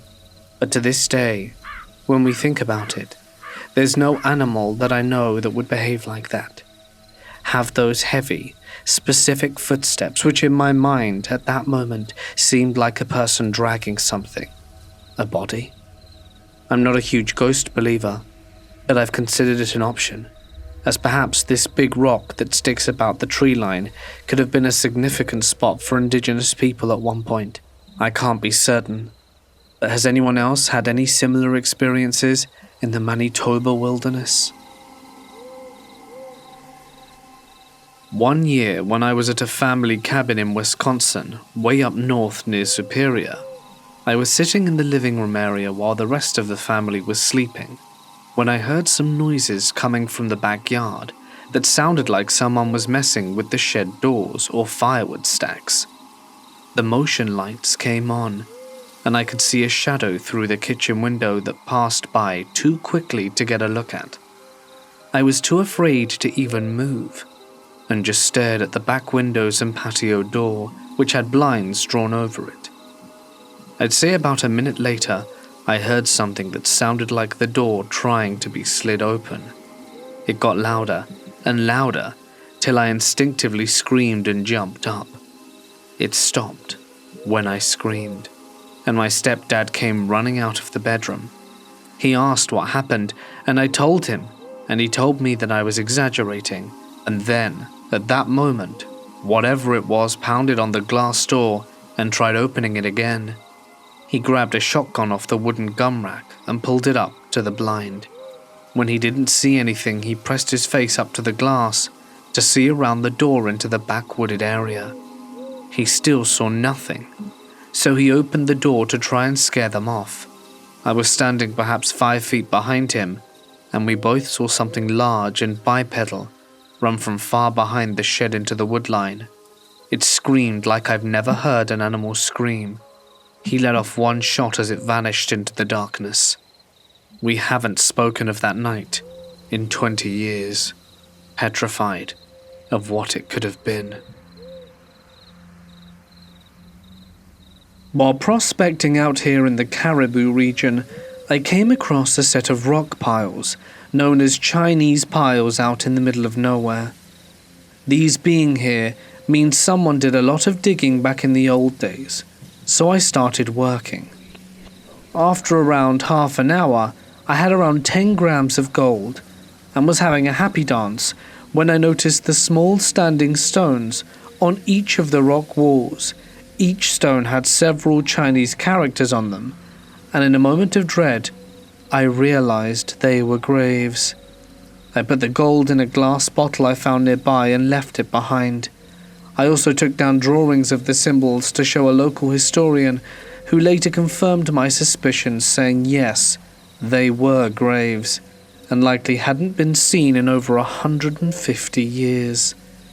Chinese miners believe that if a miner died on site, the ground became cursed by the fallen miner's spirit, so they wouldn't continue mining the area, and would tell anyone they met that the area was worked out. Sometimes they would also do extra work to make the site look finished off, so people wouldn't end up digging up their comrades. I've been back several times, but I don't want to dig there out of respect. The site's super creepy in the morning fog. It's almost like you can see people's outlines. sitting around the piles. One of the stories my boss out here told me was when he got involved with some super sketchy folk from Prince George back in the 70s and went with them looking for some mining gear to steal so they could claim/jump a site a few kilometers down the road. My boss went down this forgotten path into a clearing with 2 ancient bulldozers in a small cabin. The rest went to the bulldozers to see if they ran, while my boss went into the cabin and was greeted by a skeleton laying on the bed with a bullet hole in his head. They brought the cops in and figured the guy had been there since 1935, since that was the last date on the newspapers inside. I went to the same cabin with him a few weeks back and found the place had been burnt down by quadders. I'm a Nepalese guy living in Norway. A few years back when I was 14 roughly, there was this trail between my neighborhood and the school I used to go to. It took about 10 minutes to get across it, covered full of tree branches and a deep valley you needed to climb with a little creek running through it. On this particular autumn day, the leaves were falling off the trees and the temperatures were starting to dip, about 8 degrees Celsius roughly. This was the occasion that I experienced a hyper uncomfortable feeling, like I was being watched by something. You don't know what I mean unless you've ever been hunted or looked at with an intention like this.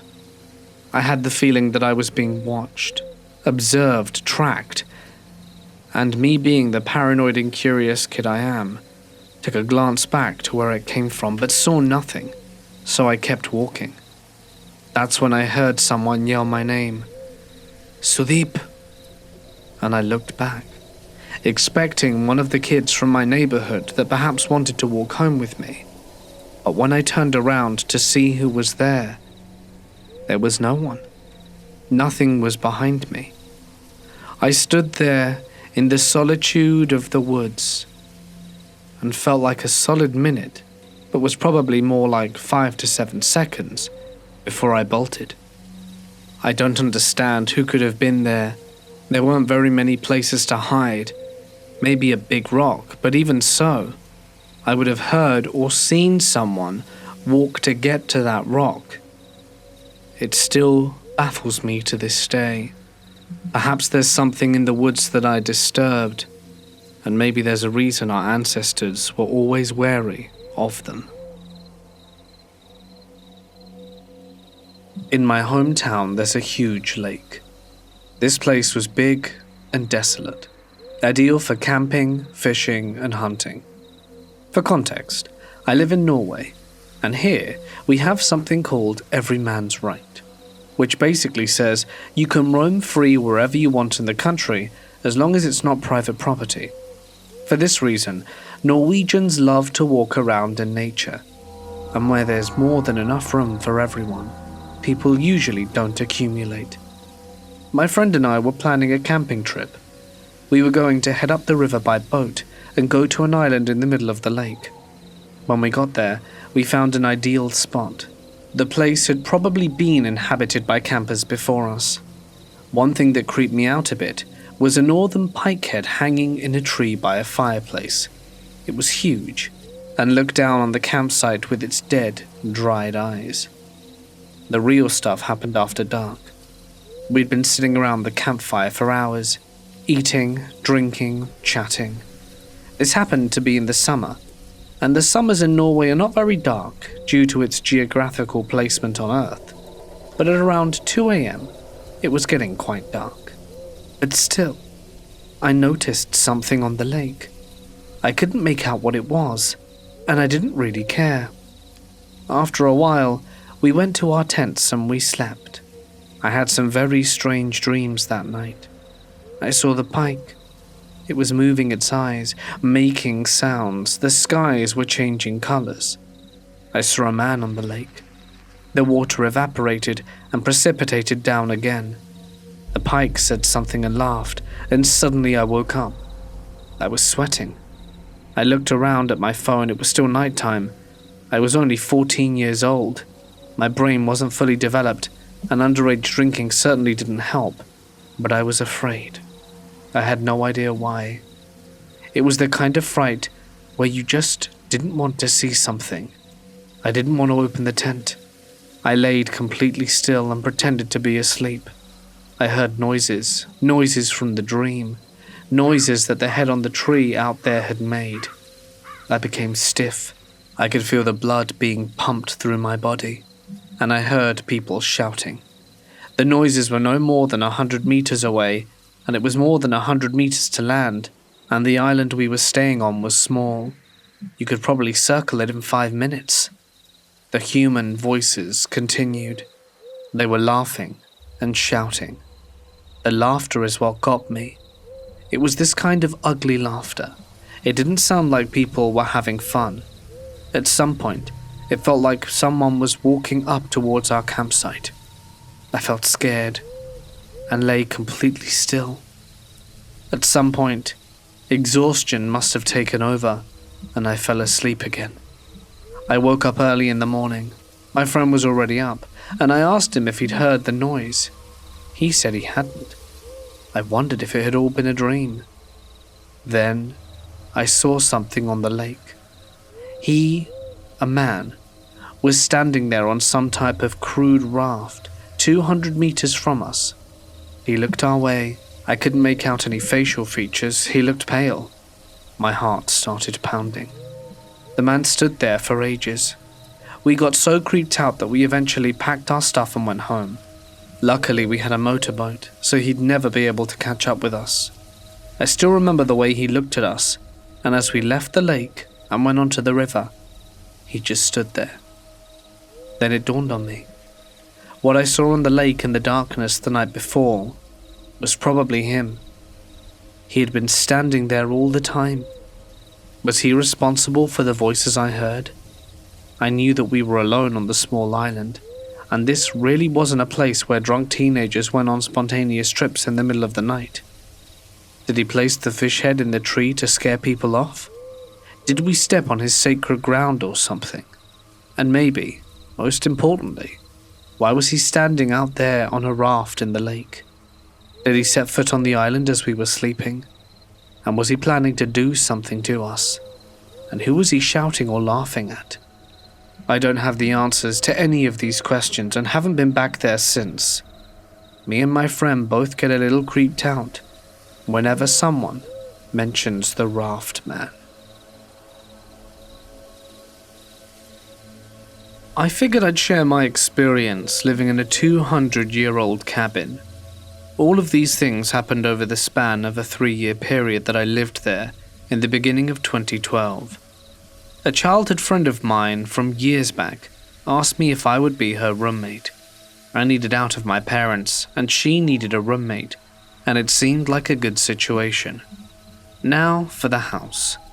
Nestled in a suburban area was this cabin. It dated back to sometime in the 1700s. The road the cabin is off bears the same name as the original family of the house. They owned a large portion of the land and is now one of the largest cities in the US. Search American colonial cabin and you'll see a swath of images that look like it. We originally think it was used as slave quarters, as this is tobacco country, and then later found out it was a stable house.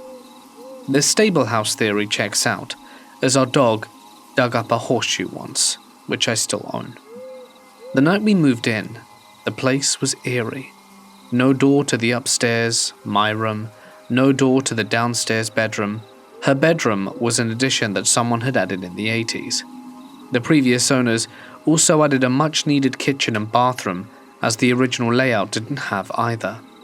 Now that you get a decent imagery of what I was working with, I'll start explaining why I'm sharing this. When moving in, I immediately felt like I was being watched. The house always felt dark, cold, and moist, much like a cellar. I suppose that might be the kind of thing you'd expect with that type of house, but there was something else. It started with scratching. Every night that I would be in bed, I would be awoken to this scratching directly underneath my bed, near my head.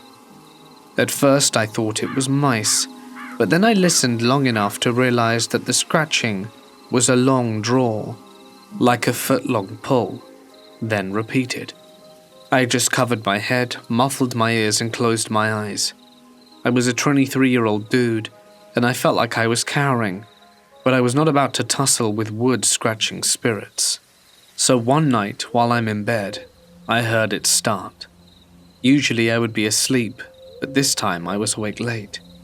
It started on the ceiling, on the far right of the room. It then went down the wall, then scratched its way to directly underneath me. After a while, the scratching went across the room and back to the wall, then gone. Here's why it's not mice. My walls were solid wood, as the inside logs was the same as the outside. The floor had no space between the ceiling below and the floor above. Like I said, an old cabin. Alright, so I'm gonna speed things up. I got scared and started sleeping downstairs. My roommate, now wife, asked what was up, and I told her. She said the same stuff was going on when she's home alone. This was in the first week. Here's the creepy part.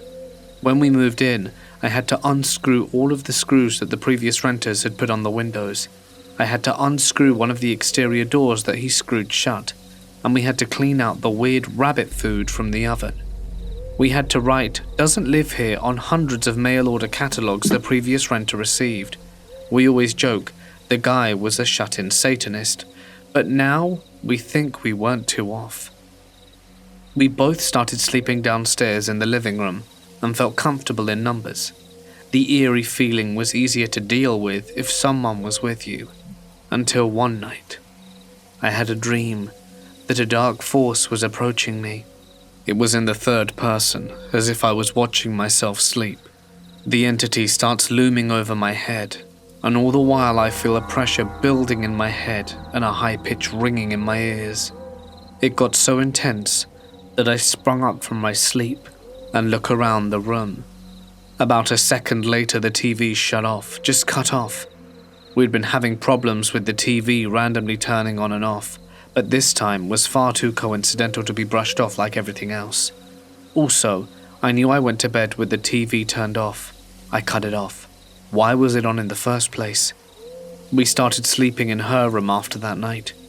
She told me nothing really happened in her room. Maybe because it was an addition, I don't know. Well, our ghosts played matchmaker and were now trying for a kid. Married for 5 years. Anywho, once I was upstairs reading and I was falling asleep, my windows started opening and shutting. I was already at my wit's end with this spirit. So the next day, I set up the same situation, same thing. Funny, never does that when I'm not in there. I ended up yelling, telling it to leave us alone, and that I was tired of its crap. And holy smokes, it kind of worked. For a while anyway. Then when I was home alone, alarm clocks started going off as soon as my wife would leave. Drawers would open and banging on the front. Over time it just stopped, slowed down ultimately to nothing. I guess as I matured, it stopped messing with me. Today, my in-laws live there. They were my landlords, and the home is cute, homely and warm. Anytime I spend there alone, I no longer feel the malice. I would do it all over again if I had to. My story starts in 2014. My girlfriend at the time and I went on an impromptu camping trip up in Northern California.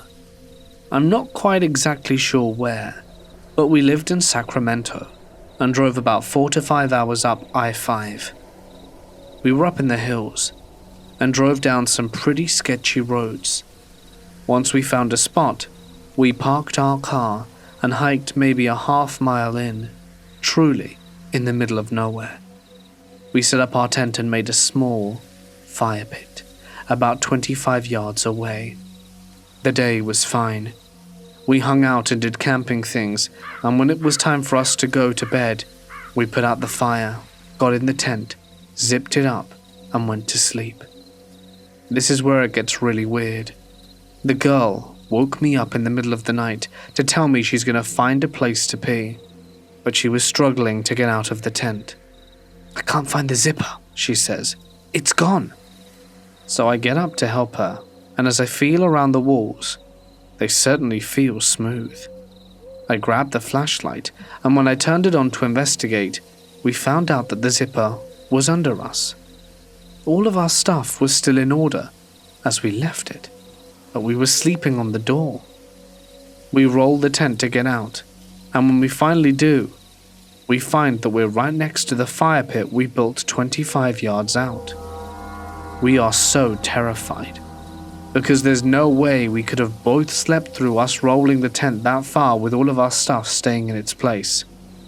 We stayed up till the sun came up again and left right away. I still have no explanation as to what happened.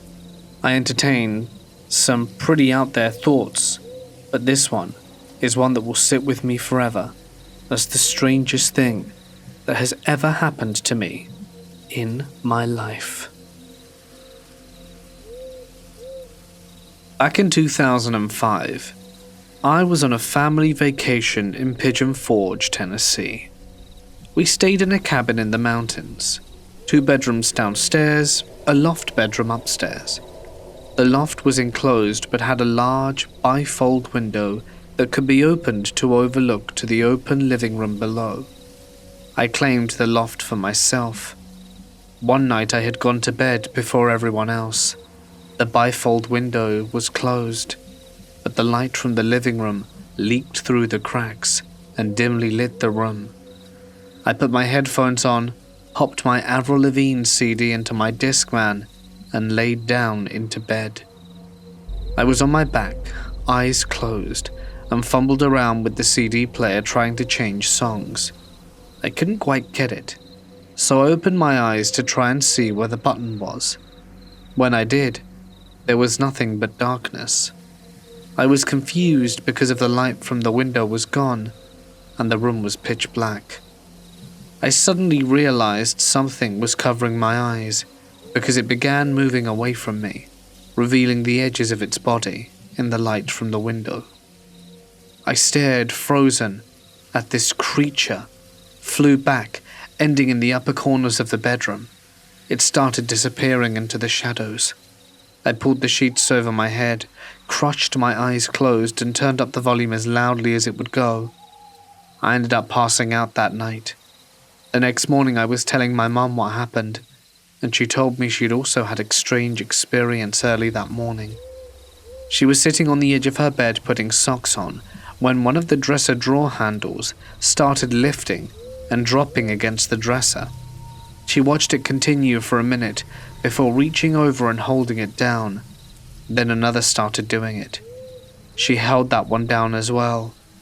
When a third one started going, she bolted out of the room. Several years later, I was relaying this story to a new friend, and his response to the creature's physical description was, "Sounds like a wraith," and I admittedly didn't know what that was. He pulled up images to show me, and tears began rolling down my face. Not sad, but just my body's response, which was weird to me. It was exactly what I had seen that night, and that's one of the creepiest experiences of my life. When I was a theatre study student in the Midlands of England, we had to take our little theatre company on tour around the local rural countryside as part of the practical side of the course.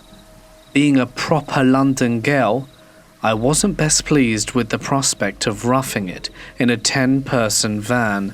There were 15 of us in the company, but for the sake of my art, I stopped being a silly tart and threw myself in with enthusiasm. Well, one day we broke down in the middle of nowhere, and by the time the AA bloke got to us, and in turn, by the time we got to the campsite, all the spaces in the campsite had been taken. We had 3 performances locally the next day. It had gone 8 p.m, and it was almost pitch dark, and we didn't have many options left to us. Our director said it would be best if we drove the van into the near forest and all slept in the van for the night. As it was too late to continue driving around and having an early start the following day, we reluctantly agreed.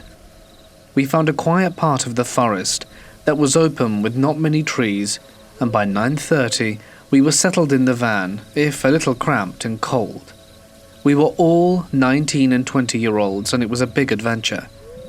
At around 11:30, I stirred awake by one of my colleagues screaming, and another bloke saying, "This is bad, we're all screwed."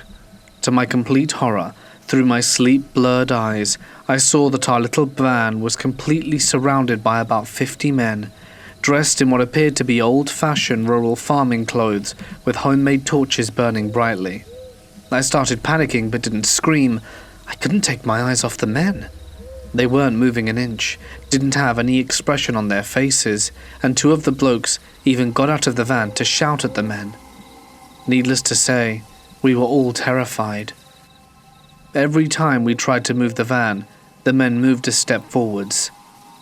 At 1:30, the men suddenly just turned around and began walking away through the trees. We were absolutely knackered, too tired to drive anywhere else, so we took turns in keeping watch in case the strange men came back.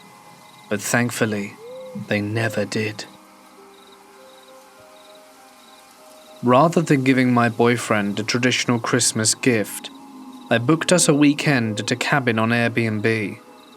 We weren't super outdoorsy people, so I spent a lot of time searching for something with just the right amount of privacy. I wanted something secluded, but not desolate due to our lack of experience. I settled on a place on the outskirts of a 500-acre farm.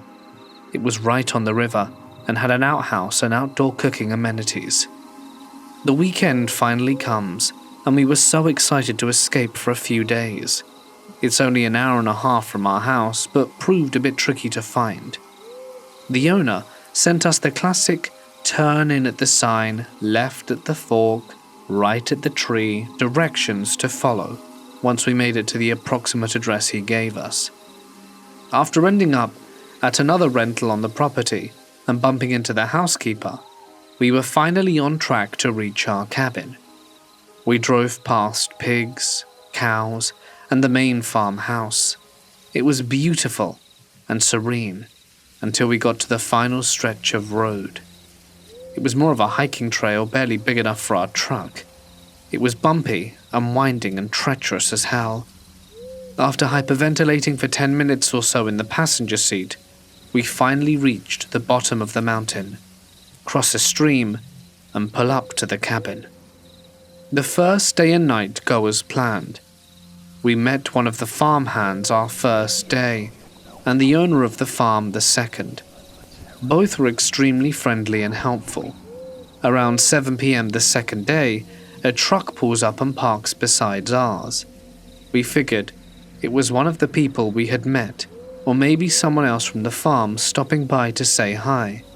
But we were wrong. 3 guys hop out of the truck and wave at us as if they're meant to be there. We're sitting on the front porch of the cabin, and my dog, a 90-pound German Shepherd, starts going nuts. Not only is it intimidating, it's loud as hell. I take him to the other side of the cabin and send my boyfriend to see who these people are. One of the guys asks him, "How's the fishing here?" My boyfriend replies that we haven't been here long, and he says we should ask the owner who lives on the property. The guy says something along the lines of, "Oh yeah, I know, we live around here, just looking for a fishing spot." Okay. I text the owner to let him know what's going on, but he doesn't reply. The guys fan out and begin taking pictures of the property that I know I was in. They start making videos of the property and themselves and are speaking another language. Naturally, I start sketching out and text the guy again, but he doesn't reply. They leave after a little while, and I text the owner letting him know they're on their way back up along with the make and model of their truck, but I still don't get a reply. We agree that none of us would be sleeping that night, so we packed our stuff and left. It's been 2 days and still nothing from the owner. I only interacted with him a few times, but when I did, he was so personable. It just seems out of character for him to not say anything at all. It could have been nothing, but it was obvious these guys had been there before and were not looking for a fishing spot. This was not a public place and wasn't easily accessible by many means. They knew which way to go to end up at a river, and were completely comfortable driving miles through clearly marked private property, passing the main farmhouse and driving down a mountain. For what, I do not know, but I'm glad I never found out. This past Wednesday night, I decided that I was going to go over to my family cemetery to do some EVP and video work. Now I do this a lot at my family cemetery, and I get some good EVP activity there. Normally I stop about a mile down the road at an old, small country church. I do this to pray for protection because my great-grandfather owned and preached there, as well as my great-uncle. But for some reason I didn't stop there. Instead, I went to another spot down the road from the cemetery. I pulled off the road into a drive on some vacant property that my aunt and uncle own. It's surrounded by thick, wooded hills and a creek right across the road. I backed into the driveway and parked with the lights on and motor running. I started my video recording and began explaining what I was doing this night.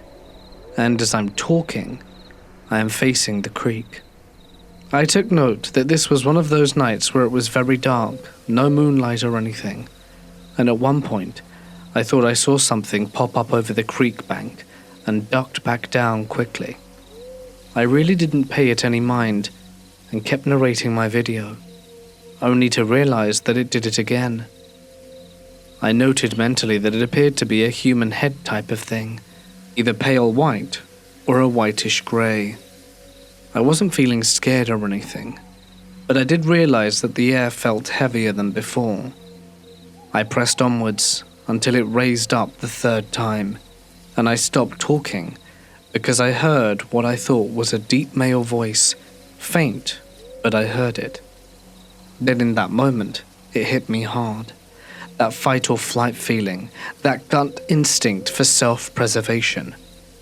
I then felt as if something dark or evil was approaching, and it meant serious business. I said out loud, "No, no, no. I gotta get out of here now, right now." It felt as if I was watching a pissed-off Kodiak grizzly running at me full bore to eat me alive. I threw the truck into drive and punched the gas, trying to get away from the area as quickly as possible. I began reciting the Lord's Prayer and praying out loud, while demanding that whatever entity had gotten into the truck got out. There was a loud double thump directly behind my seat. I yelled very loudly to get out now. I was still praying when I cut the wheel and turned into the church lot. I then called out to my great-grandpa and great-uncle to help me remove whatever had climbed into the truck with me. Between pulling out of the driveway and pulling into the church, I was jumped twice. Each time was very strong and took my breath away. It felt as if every drop of adrenaline had dumped into my system. They felt like a strong panic attack, but much worse. I have been told that happens when the spirit that you have encountered is jumping into your body to give you a very serious warning. I've had it happen a few times at other places, but never that hard or strong. But after praying out loud for several minutes, the air felt much lighter, and the gut feeling subsided. I started reviewing my video and audio, and found, just as I said no, no, no, there's a faint male voice that says, "Attack him." And that it did. Now, the creek across from where I was parked has a dark history. My mum and my dad, as well as their brothers and sisters, were all raised right there in the area. There's a deep hole there, and they would go there and swim there as kids. One of my uncles had a best friend that drowned in that hole back in the 1960s. My uncle also drowned there in the early 1970s, but was revived. It was also the site of a fatal car accident where a young male that was getting ready to leave for Vietnam lost control of his '57 Chevy, and the car ended on the far bank and caught fire. The car was never pulled out, and some of it is here today. My grandmothers both told me for as long as I can remember to stay out of that hole unless I wanted to die. I don't know what I encountered the other night, but it definitely was upset that I was there. and felt evil, to say the least. When I was young, I lived on a farm with my family that had some pretty freaky urban legends attached to it, even to the point that a lot of my indigenous family refused to visit out of fear. How the story goes is there was an evil creature that lived at the bottom of the hill and came out at night to torment and play tricks on people. I never believed in that stuff, even as a kid, but one night I started having vivid, almost real feeling nightmares about being chased by it around the property. It got so bad that it ended up putting me in therapy. After a year of being haunted by this thing, I tried to tell my family that I wanted to move because of how real these nightmares were, but they just thought I had a wild imagination. It wasn't only the nightmares that made this so horrifying though. Some days we'd find ravished chickens, and other days goats would go missing. I'd have friends stay over and never come back, and sometimes late at night we'd hear something chasing our horse in the field, and she'd go crazy and scream into the early hours of the morning. Me and my sister started to believe that this thing was very real. One day, a friend of the family's came to visit and stayed in the cabin down the back of the property, which was the first night I'd managed to have a proper sleep in months.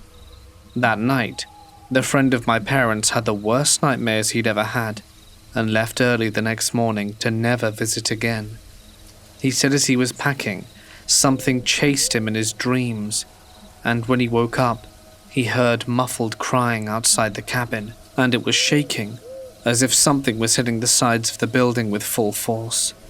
The look of fear on that man's face still haunts me to this day. The man was shaking and crying as he drove away, and my parents refused to discuss it with us. Later on that day, my sister and I walked down to the cabin to find it was on a lean, and the inside looked like it'd been hit by an earthquake. My parents sold the farm and moved away a few months after that, and I never had those nightmares again. A few years later, my siblings and I were sent an article about the farm and a murder-suicide that happened after the husband that bought the property went insane, stabbed his wife to death, and shot himself in the head. My parents refused to talk about it, but sometimes my siblings and cousins bring it up in conversation, sharing the trauma it caused us and our friends that refused to come back after the horrible night terrors they experienced there.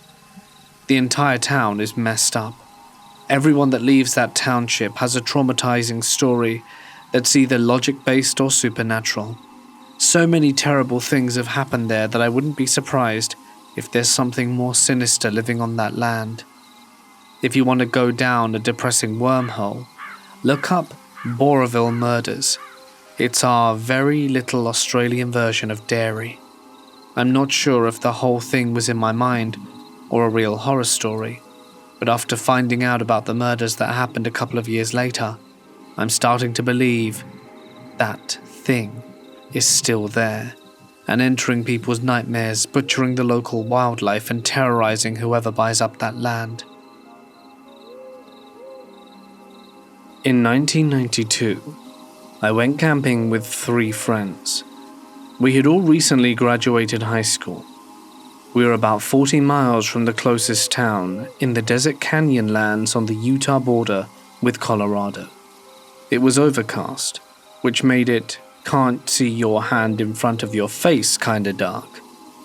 We were sitting around the campfire having a beer, listening to the coyotes. Suddenly they went silent. I looked at my friend to see if he noticed the ominous silence. He got a scared look on his face and said, "What the hell is that?" As I turned to look, everything went dark. Seemed like it was a silent, long time. Even my thoughts were silent. Eventually, I hear someone ask, "What just happened?" My fuzzy brain remembered my flashlight and I turned it on to see why the fire went out. There were barely any coals. Looked like we'd been out for a while. Everyone looked scared. There was this feeling that something bizarre had just happened, and everyone agreed, but we couldn't think what it was. I asked my friend what he thought it was. and he didn't even remember saying anything. We were freaked out the rest of the night, waiting for the sun to rise so we could leave. I can't explain what happened. We weren't drunk. It felt like we lost time but have no proof. But I always had this nagging feeling that something happened that we couldn't remember for some reason. Something bad. Maybe scary.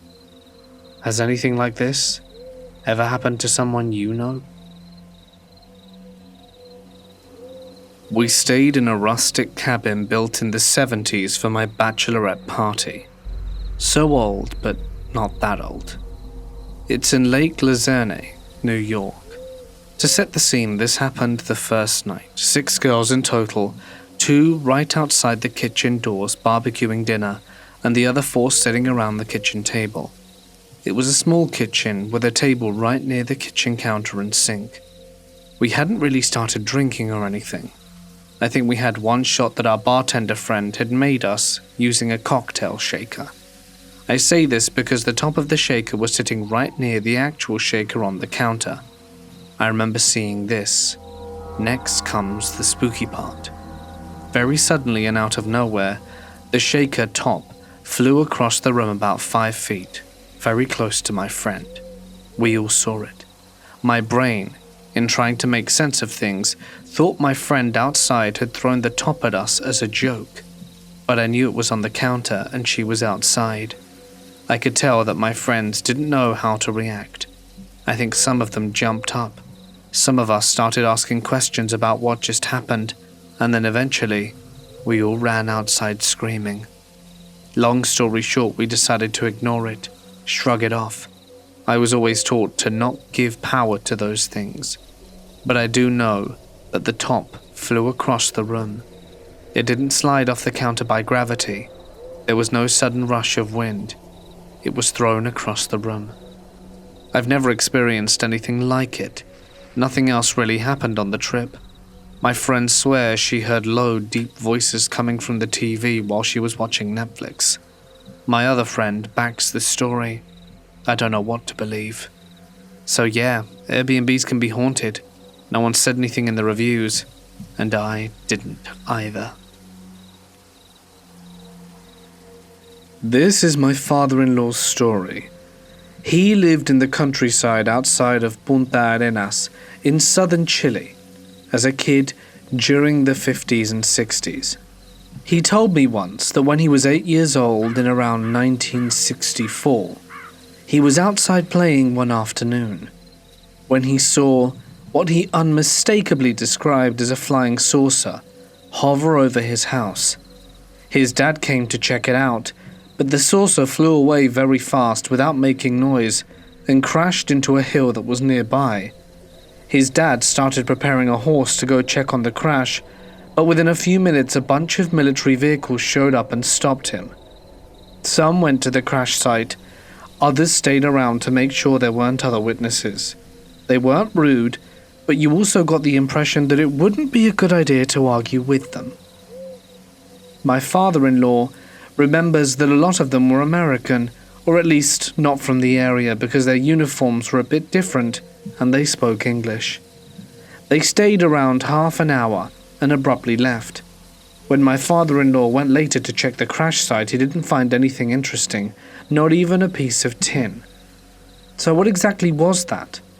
For many years he thought it was an actual alien crash, but years later he saw a documentary about experimental aircrafts and now think it was most likely a case of the US testing some new vehicles in the middle of nowhere. And you don't get more middle of nowhere than in the Patagonian Pampas. I think that's also the most likely answer, but can't find any specific sources. If anyone has any ideas or suggestions about stuff I could read into, it would be greatly appreciated.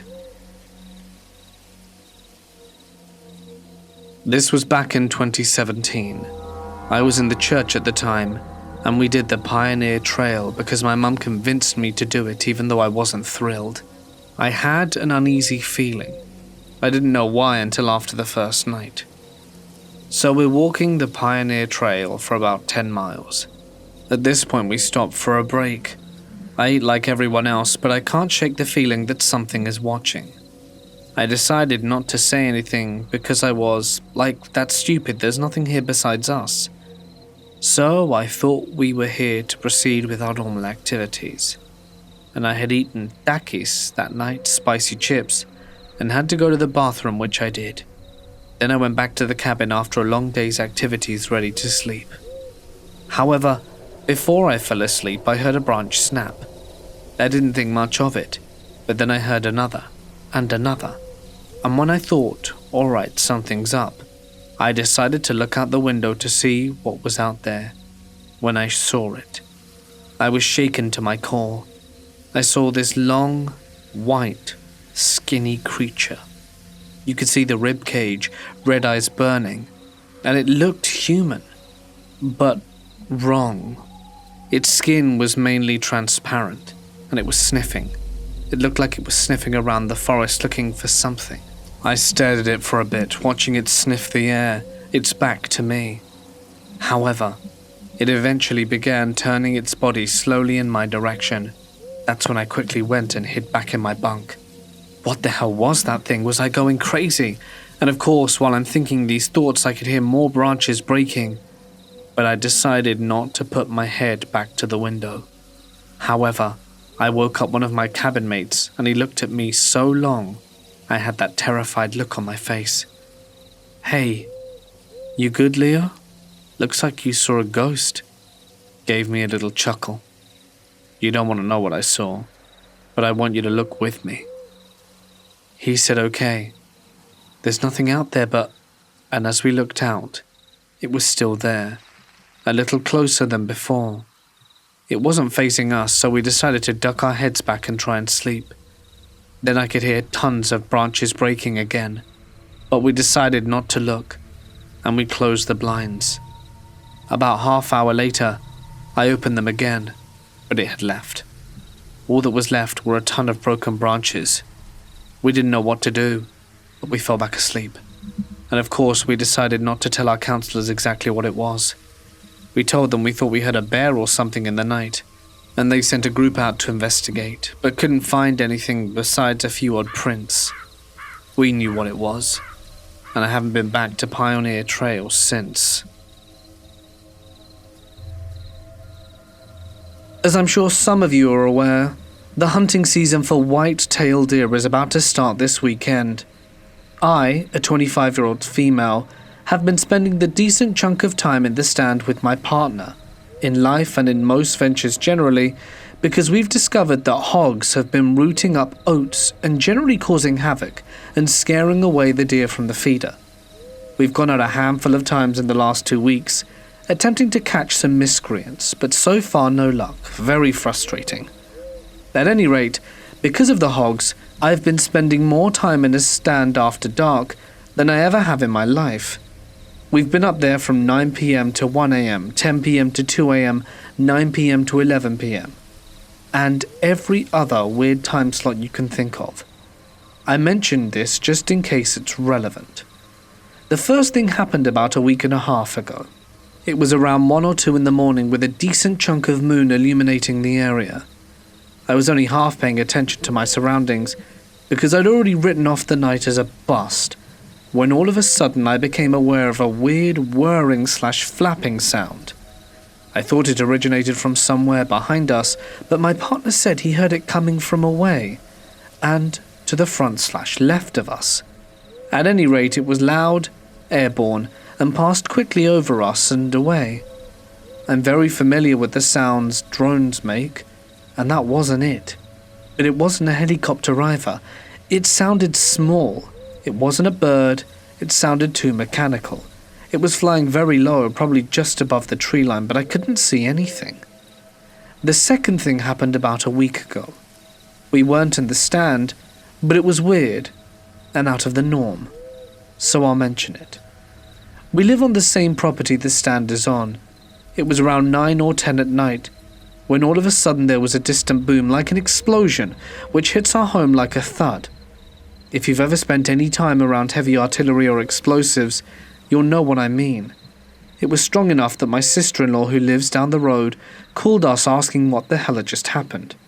It could have been a natural gas explosion, but the weird part is that my partner did some internet digging, and a local emergency management website had posted asking for any info on unknown explosions back in 2016, during the same time of year.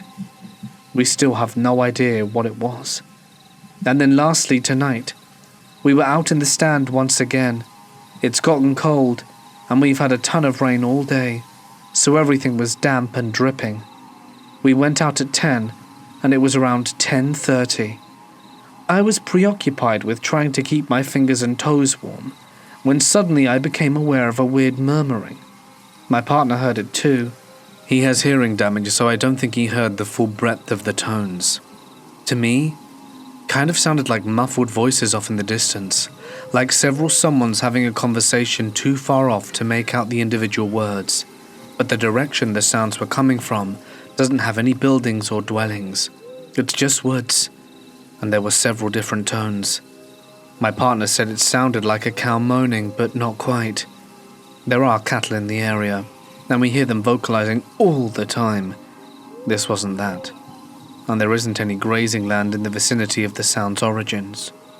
They carried on for maybe 30 seconds, slightly rose in a crescendo, and then died off and faded away completely. I want to stress how indistinct these sounds were. If I hadn't been listening intently, I doubt I would have heard it. All of this, coupled with the general gut feeling I have whenever I'm out alone in the dark, has me wondering. I don't necessarily feel endangered, just generally watched and noticed. I have very good instincts and I try to listen to them. I'd love to know what you all think. There may be a rational explanation for all these phenomena. All I know is I don't want to be another hunter with another creepy story, but I feel like I'm starting to see a bell curve emerge. I took a trip to stay in a cabin in the middle of the woods, high up in the mountains of the city of Ranger, Georgia, USA. This neighborhood was 30 minutes up the mountain, away from civilization, and even the cabins were spread far apart. The front deck of the cabin was completely exposed to the woods, so I acknowledged that any animals could stroll along if they pleased. But I stayed there for about a week, and me and my boyfriend sat outside on the front deck every night, very late, and at no point felt in danger. It was peaceful with fireflies out and sounds of crickets every night. Until the fifth night, it was eerily dark too. The moon was covered heavily. It was about midnight, and all of a sudden, I didn't feel a peace like I did those other nights. The forest went completely quiet, and I felt a horrible sense of dread, and I genuinely feared for my life. I sat there in my chair, looking out into the dark forest, trying to rationalize and calm myself down that it was my mind playing tricks on me. But all of a sudden, my boyfriend said out loud that he felt unsafe. I told him I felt the same, and we ran inside. The cabin has 3 floors, and we were able to climb out the window and sit on the roof because we wanted to be still and relax outside. Didn't matter how high up I felt, I could still feel that something was truly wrong and stayed inside. The only other time I felt something like that was when someone was watching me, and an experience I had within a haunted house. If anyone could share similar experiences or give insight, I'd appreciate it. The following events would occur over a year-long period, sometime in my mid-20s. My friends and I are avid gamers, and even still do our best to meet for some Dungeons and Dragons or something similar. Around our lower 20s, most of us lived in small apartments, or even still at home, and did not have so much space to play. So that was why we took to claiming a table at our local coffee shop. It was a good time, and we often would game far into the early morning hours. One such night we wrapped up what was planned earlier than expected, and none of us were ready to go home and sleep, when I heard one of our friends called Sean say, "I have an idea. Hop in my car, we're going for a ride." Excited, bored, and curious, and having downed a pot of coffee over the last few hours, I decidedly hopped in, and we were off. It did not take long for me to guess where we were going, though I was confused as to why. It was a dirt road surrounded by swamp and woodland, with a gorgeous stream running underneath that I used to take to my job. Now, we were prone to night walking, so I assumed that was the plan. However, as we approached the road, the other one with me, called Lisa, asked in a bit more concerned and curious voice, We aren't gonna Hatchet Man Road, are we? I raised an eyebrow at the urban legend feel of all of this and stayed quiet, half expecting some sort of prank. As the two of them knew, I was not 100% brave when doing things in the dark, no doubt because of my previous experience with whatever it was that occupied our house when I was younger, but I digress. We reached the road and turned on. Then Sean stopped the car and said, "Watch this." I sat in the back seat still confused and waited, at which point he took both feet off the pedals, put it in neutral, and the car began to move by itself. I do understand that vehicles can idle at low speeds, but even still, the car began moving. From my position in the center seat of the back row, I could see his feet were most definitely not on the gas, but the car began to accelerate from a complete stop and reached 30 miles an hour, which is a very significant speed to idle. The strangest part was that the road was flat, and no hills exist to even assist in the acceleration rate. The other odd thing is as soon as we get to the bridge over the creek, the car just stops. I am feeling a little concerned at this point, but we all simultaneously utter, "What the hell just happened?" Sean then puts the car into drive and continues down the road. As we drive, I look out the window and noticed how dark the edges of the woods are, save for two random tracks. Not too long after we began moving again, we saw some headlights pop up further down the road from behind us, only to disappear. Sure, the vehicle could have pulled into one of the two track paths or even turned around, but we would not see the lights or even signs of a car for the rest of our drive.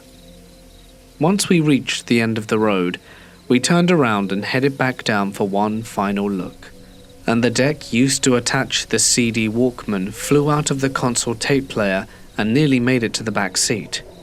The turn was not a fast or sharp one by any means. It was like the deck was flung up by the cord or something. In any case, we did not make the last drive an extensive one and got the hell out of there. But that was not our last time there. It was just the beginning of a series of poor choices to visit that road. Fast forward a few weeks later, and we once again reached a point in our game where nothing else was prepared, and all had the wonderful idea of going to that famous road again. But this time we were walking. To add to the ridiculousness of it all, for whatever reason, we all had the wonderful idea of arming ourselves with various Ren Fair attire and wall hanger swords, as that was another of our unifying hobbies. So here we are, about to take a walk down a haunted, creepy road in full chainmail and swords. There are 2 carloads of us, maybe 8 to 10 total, heading down the road. We park at the creek and start walking, and almost immediately things got creepy. It started with distant moaning and screeching sounds that seemed to be forming all around us. As we walked further, I started to feel increasingly like we shouldn't be there. I then began to see occasional, creepy goblin-like silhouettes peeking out from behind trees just off the road. They were chest height, with pointed ears, and seemingly did nothing more than to watch. It was shortly after this that we began to see random flashes, orange to red in colour, and about the size of a basketball, flash nearby and far back into the surrounding woods. Then suddenly, a transformer from the power lines running through the road erupts into a blast of electricity, as if it was blown. So we all jump, but still we continue down the road. The moans and screams got louder, and I start to feel like I needed to look to my left, and did so out of curiosity. Several yards down the road on the opposite side, I saw a white, mist-like apparition appear and float for a long moment. I got the sense of a feminine energy, but before I could concentrate long enough to make out any real detail, it was gone. I asked the group if anyone else had seen it, to which they all replied that they had, and to keep going, so we did. A few more yards down the road, she would reappear, more distant and away for a shorter time. At this point, the loudest of screams echoed through the area, but was distinctly closer to us, and then we noped the hell back to our cars. As we drove away, we compared notes and pretty much had the same story. The exception being a friend who claimed to may have seen a mangled-looking woman crawl across the road looking over her shoulder, as if chased by someone else, then disappeared, and that the experience corresponded with the loudest of screams. That was our last group trip there. Eventually, I did take other friends down the road, but absolutely stayed in the car. I did see the white apparition again on that drive, this time further back in the woods and closer to the stream. I chose not to let people know what I saw, to see if they had similar experiences, and they did. And that was pretty much the last time down that road. Years later, I would mention these experiences to my nephew, and he would visit that road, even go as far as to go into the woods themselves, and say they found a cemetery. More reason not to go there again. It was so creepy. Incidentally, I would eventually ask why they called that place Hatchet Man Road, and the story is very much possessing of the typical urban legend, and goes that during the Cold War in the 80s, a family built a bunker in the woods somewhere, and the patriarch went crazy with cabin fever, killing his family with a hatchet, and then taking his own life. I never correlated the facts. Regardless, there is definitely something not quite right with the area. Many years after this misadventure, in my late 20s, a new era of strangeness occurred. It began with learning of a large, yet well-hidden nature preserve near where I lived. Now, I have always been in love with the wilderness and outdoors, and I had started regularly backpacking by this time, so when learning about a huge preserve so close, I had to check it out. And it was quite pleasant. Having such a substantial chunk of land in a city can make the imagination run wild with whatever horrible and unknown things could happen in such an ungoverned part of town, and there was plenty of evidence of sketchy things that may have occurred.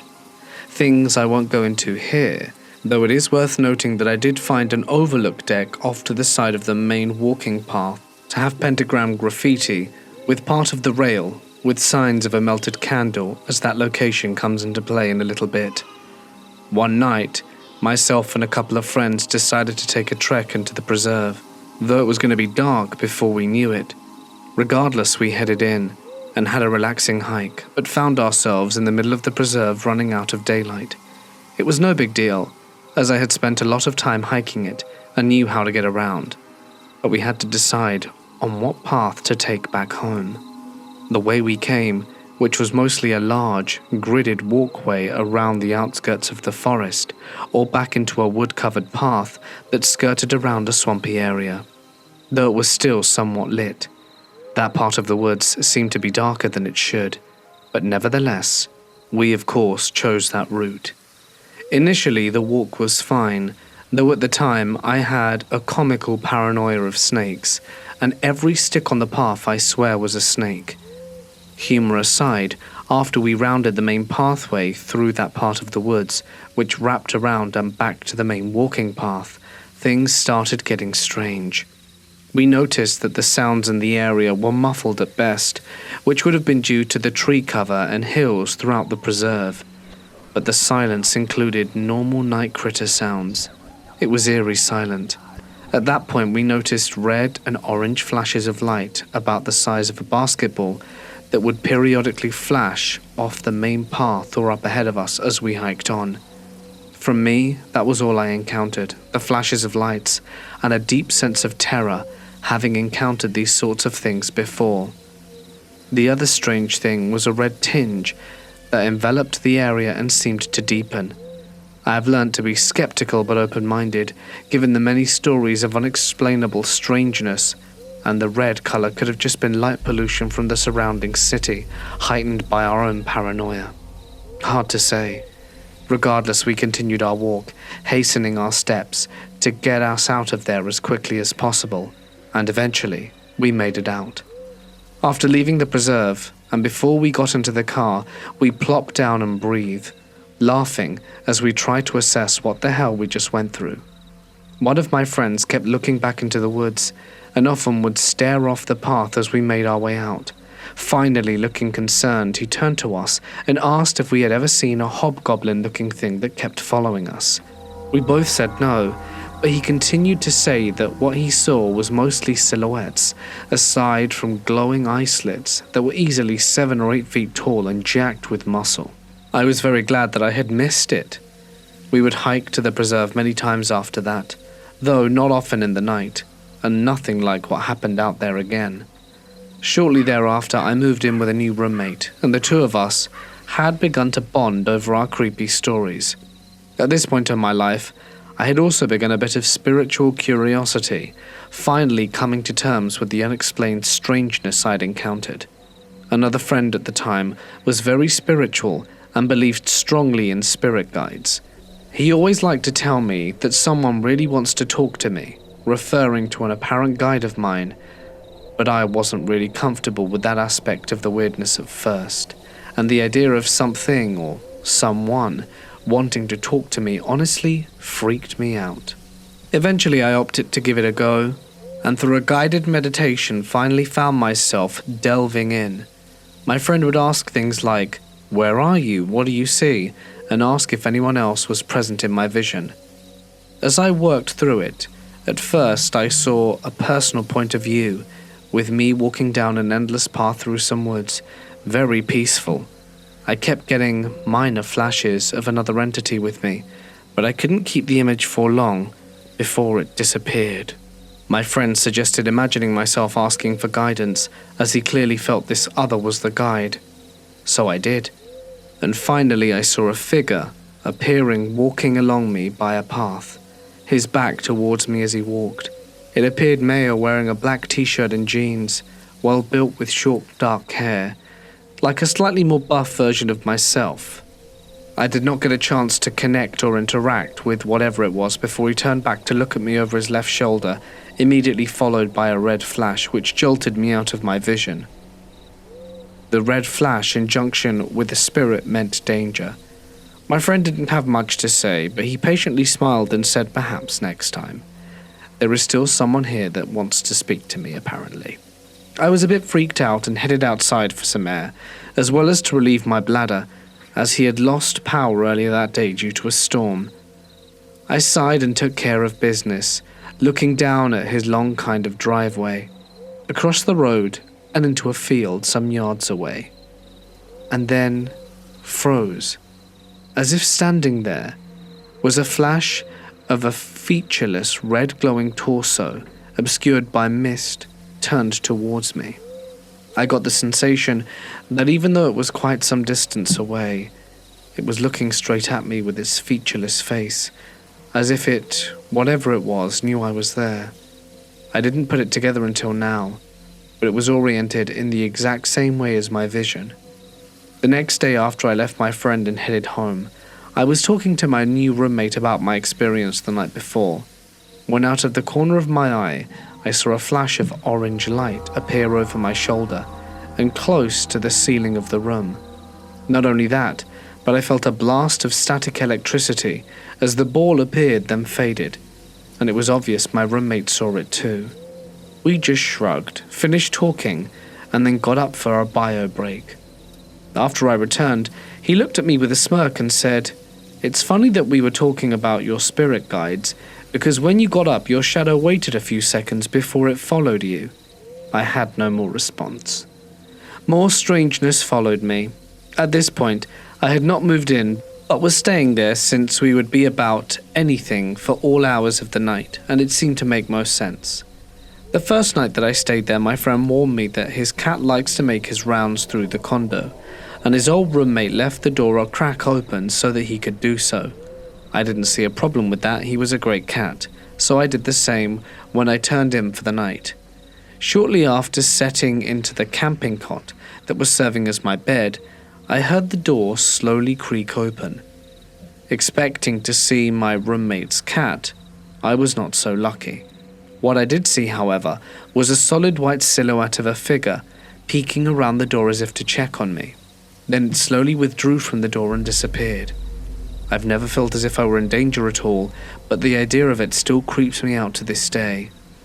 I lived in that condo for quite a while, and though there wasn't another experience exactly like it, strange things always happened there. At one point I was home alone, playing a game upstairs, when I heard the voice of one of my friends ask my name upstairs, only to find out no one was there when I investigated. Another time while home alone, I heard what sounded like a piece of silverware falling to the floor or counter and immediately felt chills. When I got up to check it out, every single cupboard and drawer was open. It was just another day for me at that point. And that's the end. I haven't had any weirdness or strangeness since. In 2019, my brother, my best friend and I were riding our bicycles across the United States to raise money for a cancer charity. Because we were doing this, it meant we were camping every single night, most often in town parks or campgrounds if they had them. This particular night, we arrived in Napoleon, North Dakota, literally the definition of middle of nowhere. The evening was entirely normal until after the sun went down. As I was laying in my sleeping bag under a pavilion in this town's only park, I could hear faint radio static, almost like someone was flipping through channels, picking up bits and pieces of songs and commercials on the radio. The sound grew louder and louder until it was undeniable, and all that my brother and I could hear, because we just finished biking 70 miles that day and had 60 more tomorrow. I was pissed and wanted my sleep, so I left the pavilion to go yell at some loud other camper. As soon as I got up, I noticed two things. One, I looked at my phone for the time, and I recall it was 1:30 a.m., which wouldn't be possible, because I don't even recall falling asleep, and we literally just got back from dinner at 8:30. And two, the campsite and downtown were totally, completely empty. The town was dead. By the time I got a little weirded out and decided to continue investigating, and continued following the static, and it led me to multiple places around Napoleon. First, it took me to the water tower, then Main Street. Finally, it was leading me to a large cornfield at the edge of town. I then realized that this sound was almost shifting in the wind, coming from different places, just moments after it came from one direction. I then decided to not follow it into the field, because screw that, and went back to my sleeping bag to grab some sleep. But the most concerning part happened when I put earbuds in to block out the static, and just then the volume of said static only increased. It was coming from inside my head. After a restless evening, I woke up to a day of cycling 60 miles in a downpour, but my head was finally silent. I asked my brother if he heard the same thing, and he said he did, but I just assumed it was some other camper. But again, the site, and quite literally the entire town, was entirely empty. This is unrelated to that morning, but I received news that my childhood dog died, launching me into my first ever experience with grief. Probably unrelated, but it was certainly one interesting and spooky coincidence. When I was younger, my friends and I used to go ghost hunting in abandoned buildings. There's a small cabin near where I live that everyone swears is haunted, so we decided to go check it out for ourselves. But in order to reach the cabin, you have to walk through a gate in the fence. It's not really a gate, more of a pathway that veers through the fence. So you go left and then right through the posts. We go through and get to the cabin, and we're looking around. It's kind of spooky, but nothing crazy. I decide to go outside and look around the fields, and I hear my friend, a then 17-year-old girl, scream. A death-curdling scream, like she'd seen someone get murdered. My other friend and I both run to check on her. He was somewhere else in the house. She was found in the fetal position in the corner of the kitchen, head down, bawling her eyes out. All the cabinets and drawers were open, even though they had previously been closed. We tried to ask her what happened, but she just cried and said she wanted to leave. We walked back to the cars, and on one of the posts of the fence that you have to walk through was a dandelion in a pile of dirt, like it was dug up and placed there, which obviously wasn't there when we had entered. We went home and that was that. It was creepy, and my friend to this day will not tell us what she saw. It was late summer, and I was responding to a night call in a rural area. My partner and I were driving down a winding 2-lane highway in the middle of nowhere. No light of any kind, other than the headlights and moon. We're coming up on a sharp turn, when I see a man traveling across the grass from an area of brush. He's moving very quickly and smoothly, as if hauling ass on a bicycle. No up and down motion like running. Obviously I'm quite confused about a hillbilly on a bike in the middle of the night, but not surprised. He comes to a tree and stops. It's about this time we drive past him, look out the window, and see a man standing next to the tree with no bike or anything in sight, just standing there staring at the truck passing by. My hair stands on end. We continue towards the call, and I asked my partner if he had seen the guy. His response was, "Man, I thought I was crazy." I lived in a forested part of a coal mining town, where my grandfather built a log cabin. As a teenager, I didn't sleep much for whatever reason. Because of that, I would go for walks at night. Nothing too strange ever happened except for an occasional whistling noise that I would only hear during my walks. Not when I'm sitting on the deck or wandering in the yard. I'm not sure if this is even related to the following event. But one night, I was talking with my grandfather in his office about that unfamiliar sound he usually always had an answer for, but not this time. We joked about its possible origins, and then I said goodnight. My phone had been dead for a few hours at this point, but midway down the stairs, it turned on and started playing Walking After Midnight by Patsy Cline, but only the "I'm always walking after midnight searching for you" part before shutting off again. My phone had been dead for at least 2 hours at this point, and that was not the last song I'd heard to. I'd tried turning it back on to see if perhaps I was mistaken and it hadn't died, but it flashed the dead battery symbol for a moment before going black again.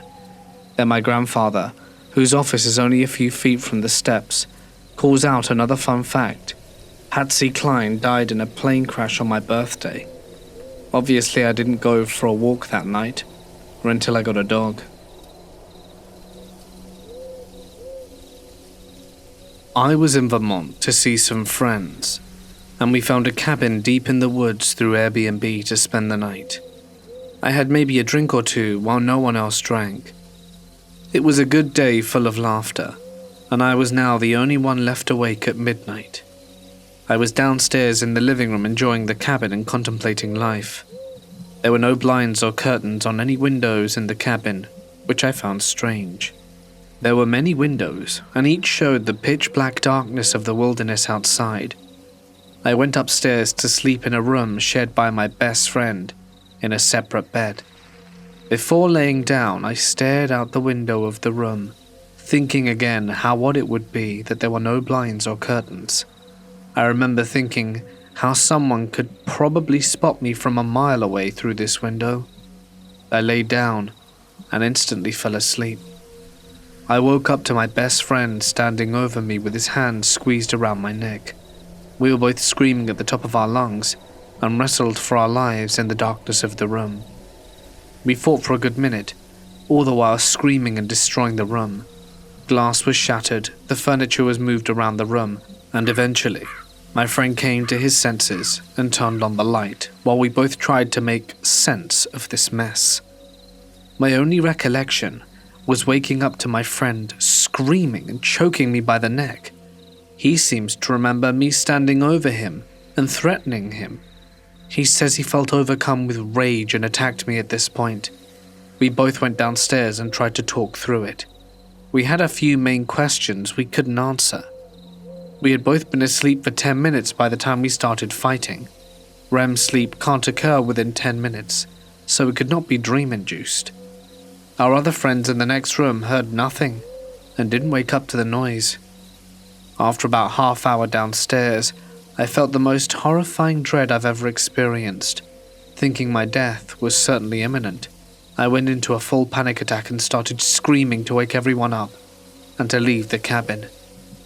We all packed and left within the hour. What are some possible explanations? The owners of the Airbnb checked the CO2 monitors and they were fine.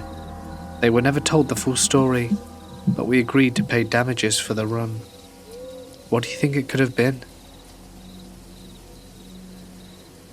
My boyfriend and I drove up to the Gifford Pinot National Forest underneath Mount Rainier this one Friday. The trip was a surprise to him. He knew that we'd been planning on going camping, but as his birthday was coming up on Saturday, I told him we were going to a smaller, less-known campsite, but actually planned to go to Mount Rainier, since that's something he'd been wanting to do for a long time. Unfortunately, when we arrived at the Cougar Rock campsite, all of the spots were full. I had tried to reserve a campsite earlier, but had not figured it out, and was counting on first-come, first-served camping. I had clearly underestimated the rush of tourists, but was reassured by the fact that all of my life I have been camping in various national forests outside of the marked campgrounds with my family. I knew that it would be no issue to pull it off in the public forest and set up a bed in the back of the truck. We drove for a good while into the forest, and we see lots of people who were clearly in the same predicament as us. They were camped on the edge of the forest, pulled off on the road, and we drove for a good while into the woods. It must have been around 11 p.m. at this point, when we finally find the perfect turnoff from the road and hop outside the truck to check it out. The first thing that I noticed was that it was the darkest night I have ever seen. The stars were incredible, but also, if I was to shine my phone flashlight ahead of me, the night would sort of swallow almost all the light it cast. My boyfriend and I look around the area to make sure there were no surprises, and those things were very quiet and very dark. Everything felt okay. There were 2 trails leading into the woods from where we parked, relatively close together. We followed each of them, hoping that they would lead to a small campground. Neither did. The trails ended in a small clearing that dropped off into a dark ravine. One of the trails, the one on the far right, had a singular large wooden stick that I assume was taken from an already fallen wood, hammered into the ground before the big gully/ravine thing. I pointed my flashlight into the darkness, but couldn't make anything out. We decided we liked the privacy, and that we would be able to hear anyone or anything if it were climbing up the side of the ravine. We started unpacking the front of the truck. It's important to mention at this point, we had rented a U-Haul for this trip, which was a strange aesthetic choice, but the car rental was around $600, so that wasn't happening. We were pulling our things into the back of the truck, which is where we were planning to sleep. We set up dinner, and we were getting ready to eat when my boyfriend looked at me and asked if I'd heard something. He told me to be quiet, and we sat in the silence of the truck. A second later, I heard a very strange mix of a phone vibrating, growling, and the sound of steps on gravel. exactly like something approaching the truck from the upper left-hand side, coming towards the front of the truck to the driver's door. Both of us were spooked and stayed quiet and low in the back of the truck. There are no windows to look through, so we just sit there wide-eyed and try to make sense of what we're hearing. My first thought, my first gut feeling, is that it's a person, one who's not mentally well and who was intruding on our campsite, or perhaps someone with bad intentions. I also wanted to clarify, the steps on the gravel sound were separate from the strange vibrating growl, buzzing sound that we were hearing. That sound was one of the most terrifying things I have ever heard in the woods in my life. I'm familiar with fox calls. I've been in mountain lion country and listened to owls. I've been outdoorsy in the Pacific Northwest for almost 8 years now. This was like nothing I had ever heard, and like nothing I ever wanted to hear again. The sound was low to the ground, but on the left-hand side of the back of the truck where we were sitting, directly opposite us, as if it knew exactly where we were. We heard the sound again, and my boyfriend whispered to me that he was pretty sure it was some kind of animal. We heard the sound of something circling the truck, and then everything fell quiet for a while. When everything went quiet, Austin grabbed a knife and told me to go back with him, since we had heard the sound on the driver's side last. He said he would jump out the back of the U-Haul on the right-hand side, and I would follow him with my flashlight, and he would climb onto the front of the truck. I was to follow him and lock the door behind me. He said we were going to find somewhere else to sleep, and at that point, I was not about to disagree with him, animal or not. He jumped out the U-Haul and I followed. The night felt oppressive, and all of the hairs on my body stood up. I could tell that we were being watched, and something felt very wrong. I swung my flashlight around in the dark, but it illuminated almost nothing. I quickly jumped in behind Austin and locked the door. We drove quickly out of the spot, deeper into the woods, and we were both very shaken.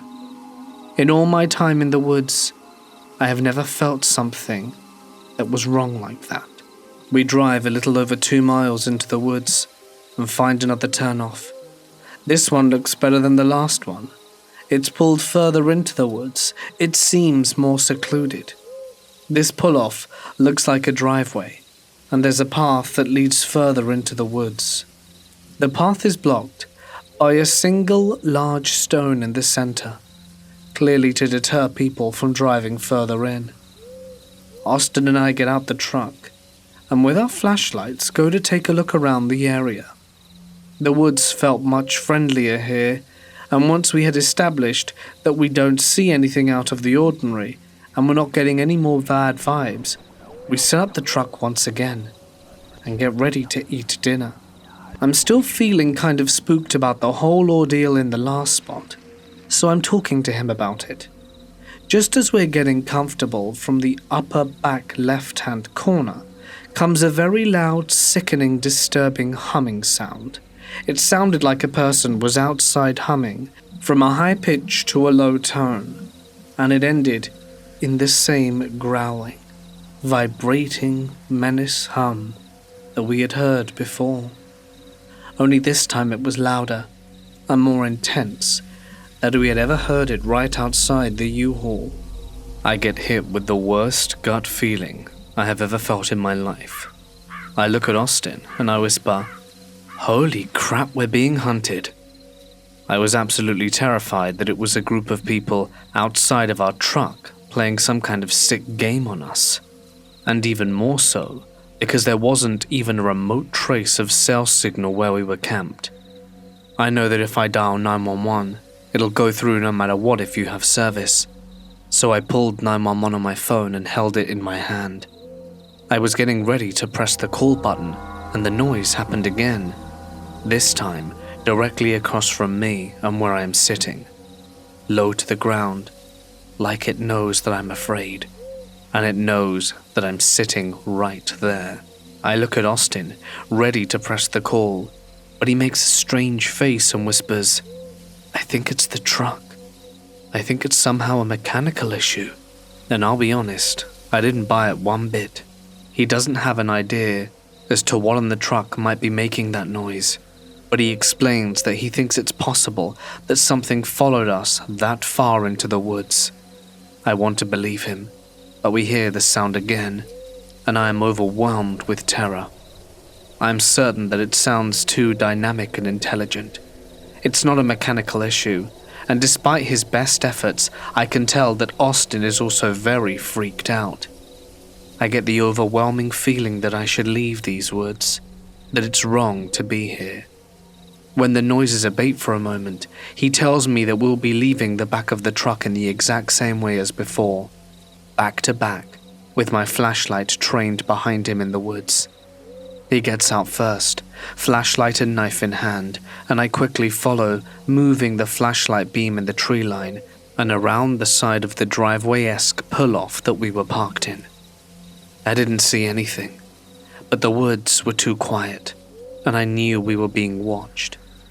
The feeling was an overwhelming sense that something large was out there playing with us, and as we locked our car doors and sped away from the pull-off, I saw to the right of where we were parked 2 wooden sticks, very similar to the singular one hammered into the ground at the last pull-off.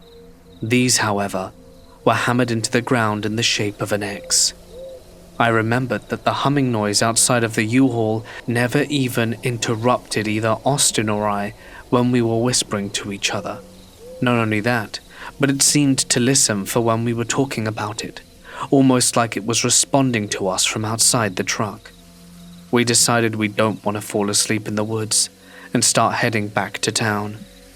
There were no vacancies at any of the lodges near us, so we decided to stay in a motel parking lot. Our plan was to wake up early enough that we would not arouse suspicion and then pull into the Cougar Rock campground that we were trying to get that night and score a spot at in the early hours before anyone else got there. Austin said that he went to step outside the truck and stand when he heard the noise in the woods. I sat in the spot where we were sitting, and he stood outside of the truck. We waited for a long time, hoping to hear something like the terrifying sounds we were hearing, but we got nothing. So very disturbed, we sit down to try and eat some dinner. I don't really have an appetite at this point, but I'm trying to eat something anyway. At one point, while we were eating dinner, Austin reaches across the van, and a humming and buzzing noise that was very similar to what we heard in the woods happens. "It's the truck," he explained. "It has to be the truck." He rocked his weight back and forth from left to right, and as he did so, the buzzing noise happened consistently. I'm relieved. Though we both agree it's not the same sound that we heard in the woods the first or second time. It's much quieter though, very similar. Austin said that it must be the metal of the truck setting, and it's triggered by weight shifts in the center of the vehicle between the tire suspension. And you know what? I'm ready to believe it at that point. I was very tired and feeling soothed by being in such a close proximity to people and civilization, and having cell service doesn't hurt at all either. I agree that it must be the truck, and we settle down to sleep. We were so spooked that we picked a parking spot under a bright lamp and wouldn't let each other go to the bathroom near the woods alone, but instead would accompany one another with flashlights and face to the woods. As we slept that night, I was constantly awoken by the faintest and softest versions of humming and the buzzing noise. It still had a strange feeling of otherworldliness to it, but it was much less scary. My boyfriend slept through it, but every time I heard it, my eyes would open. I thought that it was odd, because we didn't have much room to sleep in, and neither of us tossed or turned that night. There was no shifting of the weight in the bed of the truck at all. The next morning, we woke up early and packed our things. We pulled off into the forest a final time at 6 a.m., before the entrance to Mount Rainier to organize and so that I could smoke a joint away from prying eyes. My boyfriend and I were reluctant to separate, but I didn't want the locals to see me smoking, and he wanted to tidy up the back of the vehicle where we slept, in case someone from the park wanted to check it out and took offense. We discussed a signal for each other, and then I hopped out the back of the truck and started making my way into the woods. I looked over at the road before I left, and I saw a man in a big black truck pull up to the ditch and start taking pictures of the U-Haul and me. I told Austin what was happening, and he came out to look, and the man drove off. The full creepiness of the situation seemed to be hitting Austin, and he started saying that he really didn't like this. I go take my walk in the woods, and the darkness is still sort of lingering in the trees as the morning comes around. It's hard to explain how I was feeling at the time. I felt kind of betrayed, almost like it was unfair that I had felt like the woods had kicked me out. I've always loved the forest. I wanted to know why some place that has felt so safe and healing for me for so long had suddenly made me feel more terrified than I have ever felt in my life. And as I took my walk, I watched the tree line for any signs of movement. The path led to a small clearing surrounded by woods. I felt almost like I was in some kind of courtroom, and I stood calmly in the center of the trees and looked out into the forest. I thought I might be insane, but I audibly asked the woods why it had happened to me. I told the trees I didn't deserve that, and I got that really weird feeling again, but subtler than before. And at that moment, all the hairs on the back of my neck stood on end. I just knew I should leave those woods. So I calmly walked, with my head high, smoking a joint all the way back to where we parked. Previously, Austin and I were constantly talking about how we needed to buy dry firewood on the way up. It was a topic of conversation that we were having at the first campsite before the noises began. As I walk out of the forest path, to my left in a ditch, a bunch of very obviously super clear dry firewood, not bundled together, but thrown almost angrily into the undergrowth. But do you know what I mean when I say that it was so dry? It was obvious and laughable and kinda weird. The rest of the wood and the plants and just foliage and scraps around it looked like it belonged there. But that looked like brand new super dry cured firewood. It was really creepy. I got bad vibes and tried to tell Austin, but he didn't hear me out. A few minutes later we were ready to go, and we drove into the Mount Rainier National Forest. The woods instantly felt different, lighter, friendlier, and Austin picked the hike because it was his birthday. A 6-hour loop up the side of the mountain, and we came back to our campsite exhausted. It's important to note that we didn't actually get a real campsite, but we managed to find a spot in an overnight camping, so we just set up the U-Haul again. We rested and camped, and changed and argued and slept in the back of the U-Haul that day, and it never made the noise again. I even jumped up and down in the back to prove my point. And then Austin sort of dawned how terrifying this whole thing was. I think he said that he did what he came here to do, and he was ready to go home now. So we packed all our stuff and left. When we got home a day earlier than we were supposed to, and had to call my dog sitter to let him know we were coming back. He is from Cuba, and has some crazy stories about the supernatural from out there. I think I'm just extremely lucky that I got away after being chased by the hills have eyes or haunted by something paranormal. I'm not sure. We had this discussion as we were unloading the U-Haul for the final time into the house. He and I shook the U-Haul back and forth and finally determined it could not have been the truck. I used to live out in the middle of nowhere. The town had less than 200 people in it. I used to work through the night in one of the metro areas, and it was about a 40-minute drive with about 15 of it on a country road. I used to think I would see stuff in the fields, like coyote, deer all the time. Never thought twice. Well, one morning I was on my way home at roughly 3 a.m., and we had a little bridge to cross right before we got to our road. As I'm closing in on crossing the bridge, I can see something pearly white hanging out in the middle of the road. I thought it was probably a swan and it would move. As I got closer, I realized that swans are not that big. I was in an F-150, and it was at eye level with me.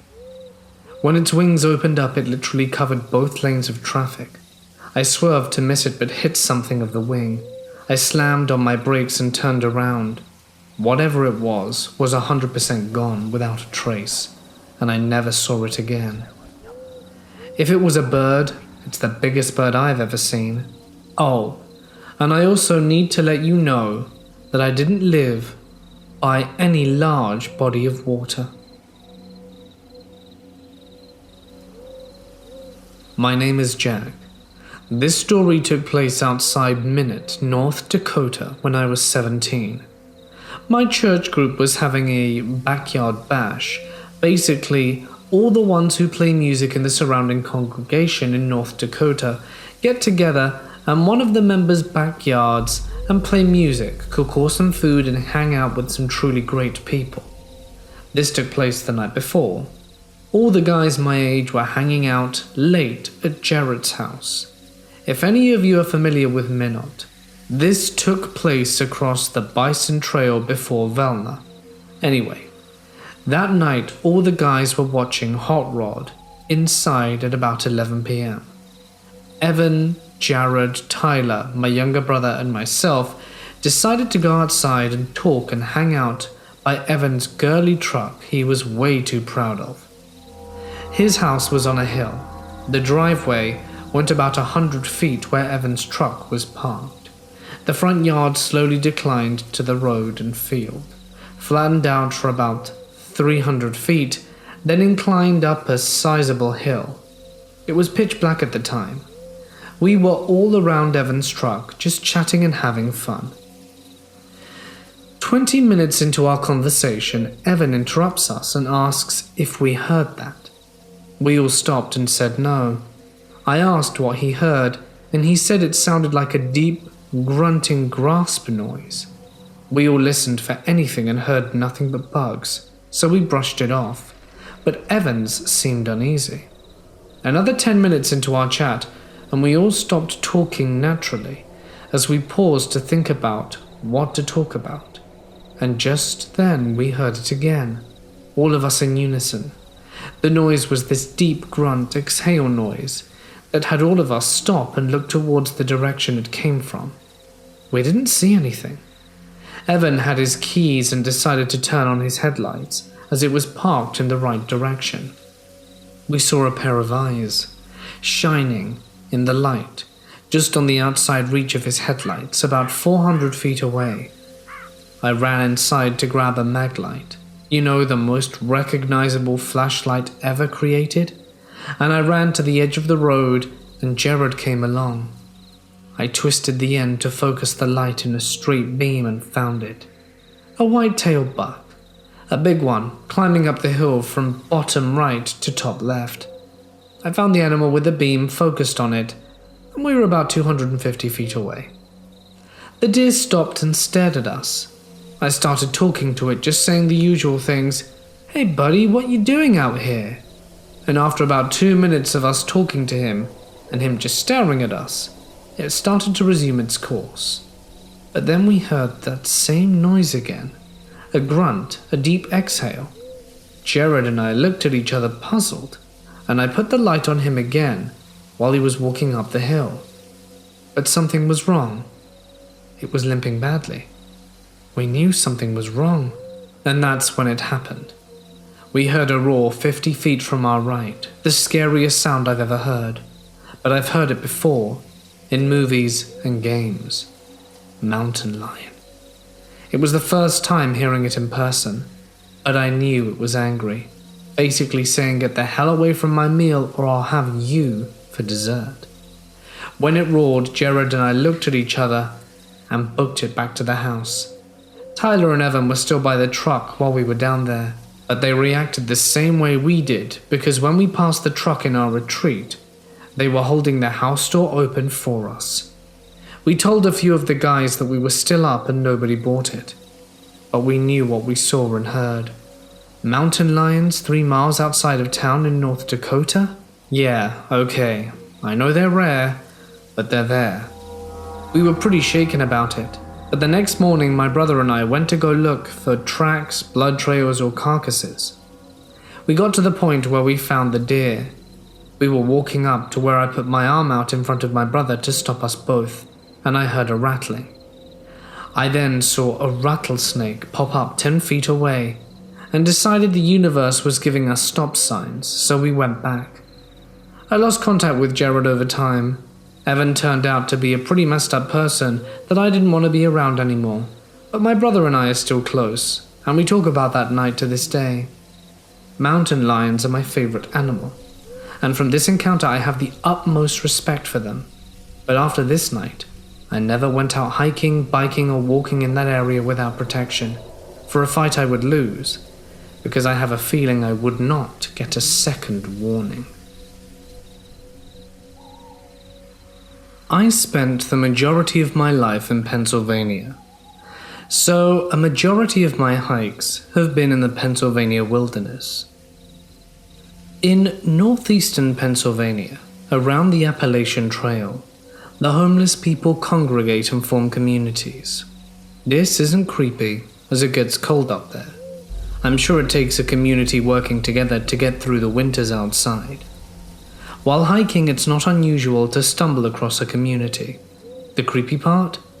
It is known on the trail that they protect their camps with extreme violence, that if you find one, not to disturb anything. These communities can be pretty big, with 20 to 30 makeshift tents and shelters set up in the middle of the woods. When you accidentally wander across one of their camps, they are always empty, but the fires are still going and food is still cooking. So you know there is a bunch of people straight up watching you that are hiding. I always tried to make sure that I wasn't intentionally looking at any of their tents or belongings, and made sure to make my way out of there as fast as possible. Never once have I seen one of them, so it really makes you feel not that safe. Any time I wandered into a camp, I made a mental note to never hike that area again, unless in a group. I live just where farmland meets the outer edge of suburbia, on an island off the coast of British Columbia. The climate here is sub-temperate rainforest, so the natural and untouched landscape is incredibly wild, dense, and lush. I'm a keen endurance cyclist, and I take full advantage of the trail network in the forest surrounding my area. I work long hours, so most of my winter rides are in complete darkness with my trusty trail light. One section of my home trail winds through a rainforest bog full of trees, hundreds of feet tall. It's absolutely beautiful in the daytime. It feels like a magical place with shafts of sunlight piercing through the fog. Hundreds of different species of flora and fauna, and so many wild animals coming and going along game trails. At night, my gut starts to tighten as the thought of passing through this mile-long section of trail. One day, about a year ago, I was lucky enough to get a chance for a day ride, so I took it. It was a cold and very rainy winter day, with very few people out on the trail. I had packed thermos of hot coffee in my backpack, and I thought the forest bog was as good a place as any to have a break, to stretch my legs and drink my coffee. I have an interest in botany, so I was looking closely at the lichens growing on a huge Douglas fir. Suddenly, I felt distinctly not alone. No biggie, lots of people use this trail, although not so many were out that day because the weather was so wet and cold. Then I heard it. A meow. That's odd. This isn't a good place for a cat to be out alone. We have lots of cougars and bears. Then I heard it again. Except it was weird sounding, almost like a robotic sound, like someone was playing a bad audio file of a cat. My gut started to clench. It sounded wrong somehow, and I couldn't figure out why. My hands were shaking when I unzipped my backpack to put my coffee thermos back in. I felt waves of nausea roll over me as the air suddenly felt strangely dense and thick. I was in a rainforest surrounded by trees and moss, but I felt like I couldn't get enough oxygen. I hadn't seen anyone for at least 10 miles, and I was distinctly aware of how far I was from anyone and how my phone didn't get reception here. Then I heard it again, louder and closer and even more wrong. But this was like no cat I've ever heard. It sounded like an imitation of a cat or a person saying meow. It was somehow also tiny, cold and robotic. Right, it was time to leave. As soon as I got out of the bog, I rode the rest of the way home like a bat out of hell, glancing over my shoulder every few minutes. There was nothing there that I could see. I will never forget this experience for as long as I live. I've had some pretty disturbing things happen on my night forest rides, but nothing has ever spooked me like that strange and wrong meowing in the middle of the afternoon. This happened a few years ago, while I was still in high school, and live feed cameras, door-ring cameras, were first becoming a thing. Must have been about 2014. I used to go running in the woods right by my house in upstate Washington. The trail began very steep, almost like a hike, and then became more flat and steady. That's where I would begin my runs. I would run every day roughly around the same time in the morning, roughly dawn, and the afternoon, before and after school. I was running before school one morning, and a tall man with a beard and a plain tan hat was sitting on the bench at the beginning of the trail. I hated dealing with people because I was an awkward teenager, so I began to look at the ground and just walk by him. As I got closer, I could tell that he was staring at me. I walked past him, and as I was going up the trail, I slightly turned around and saw that he stood up and was walking the trail behind me. Keep in mind the sun is barely coming up, so it's mostly still dark. Then I ran. This was not my normal jog, I was sprinting. No one was ever on this trail in the morning, and I'd never seen him before, and for some reason he creeped me out. I knew I could go through the forest, basically to my backyard, so I wasn't that worried, but I was afraid he was going to attack me or something.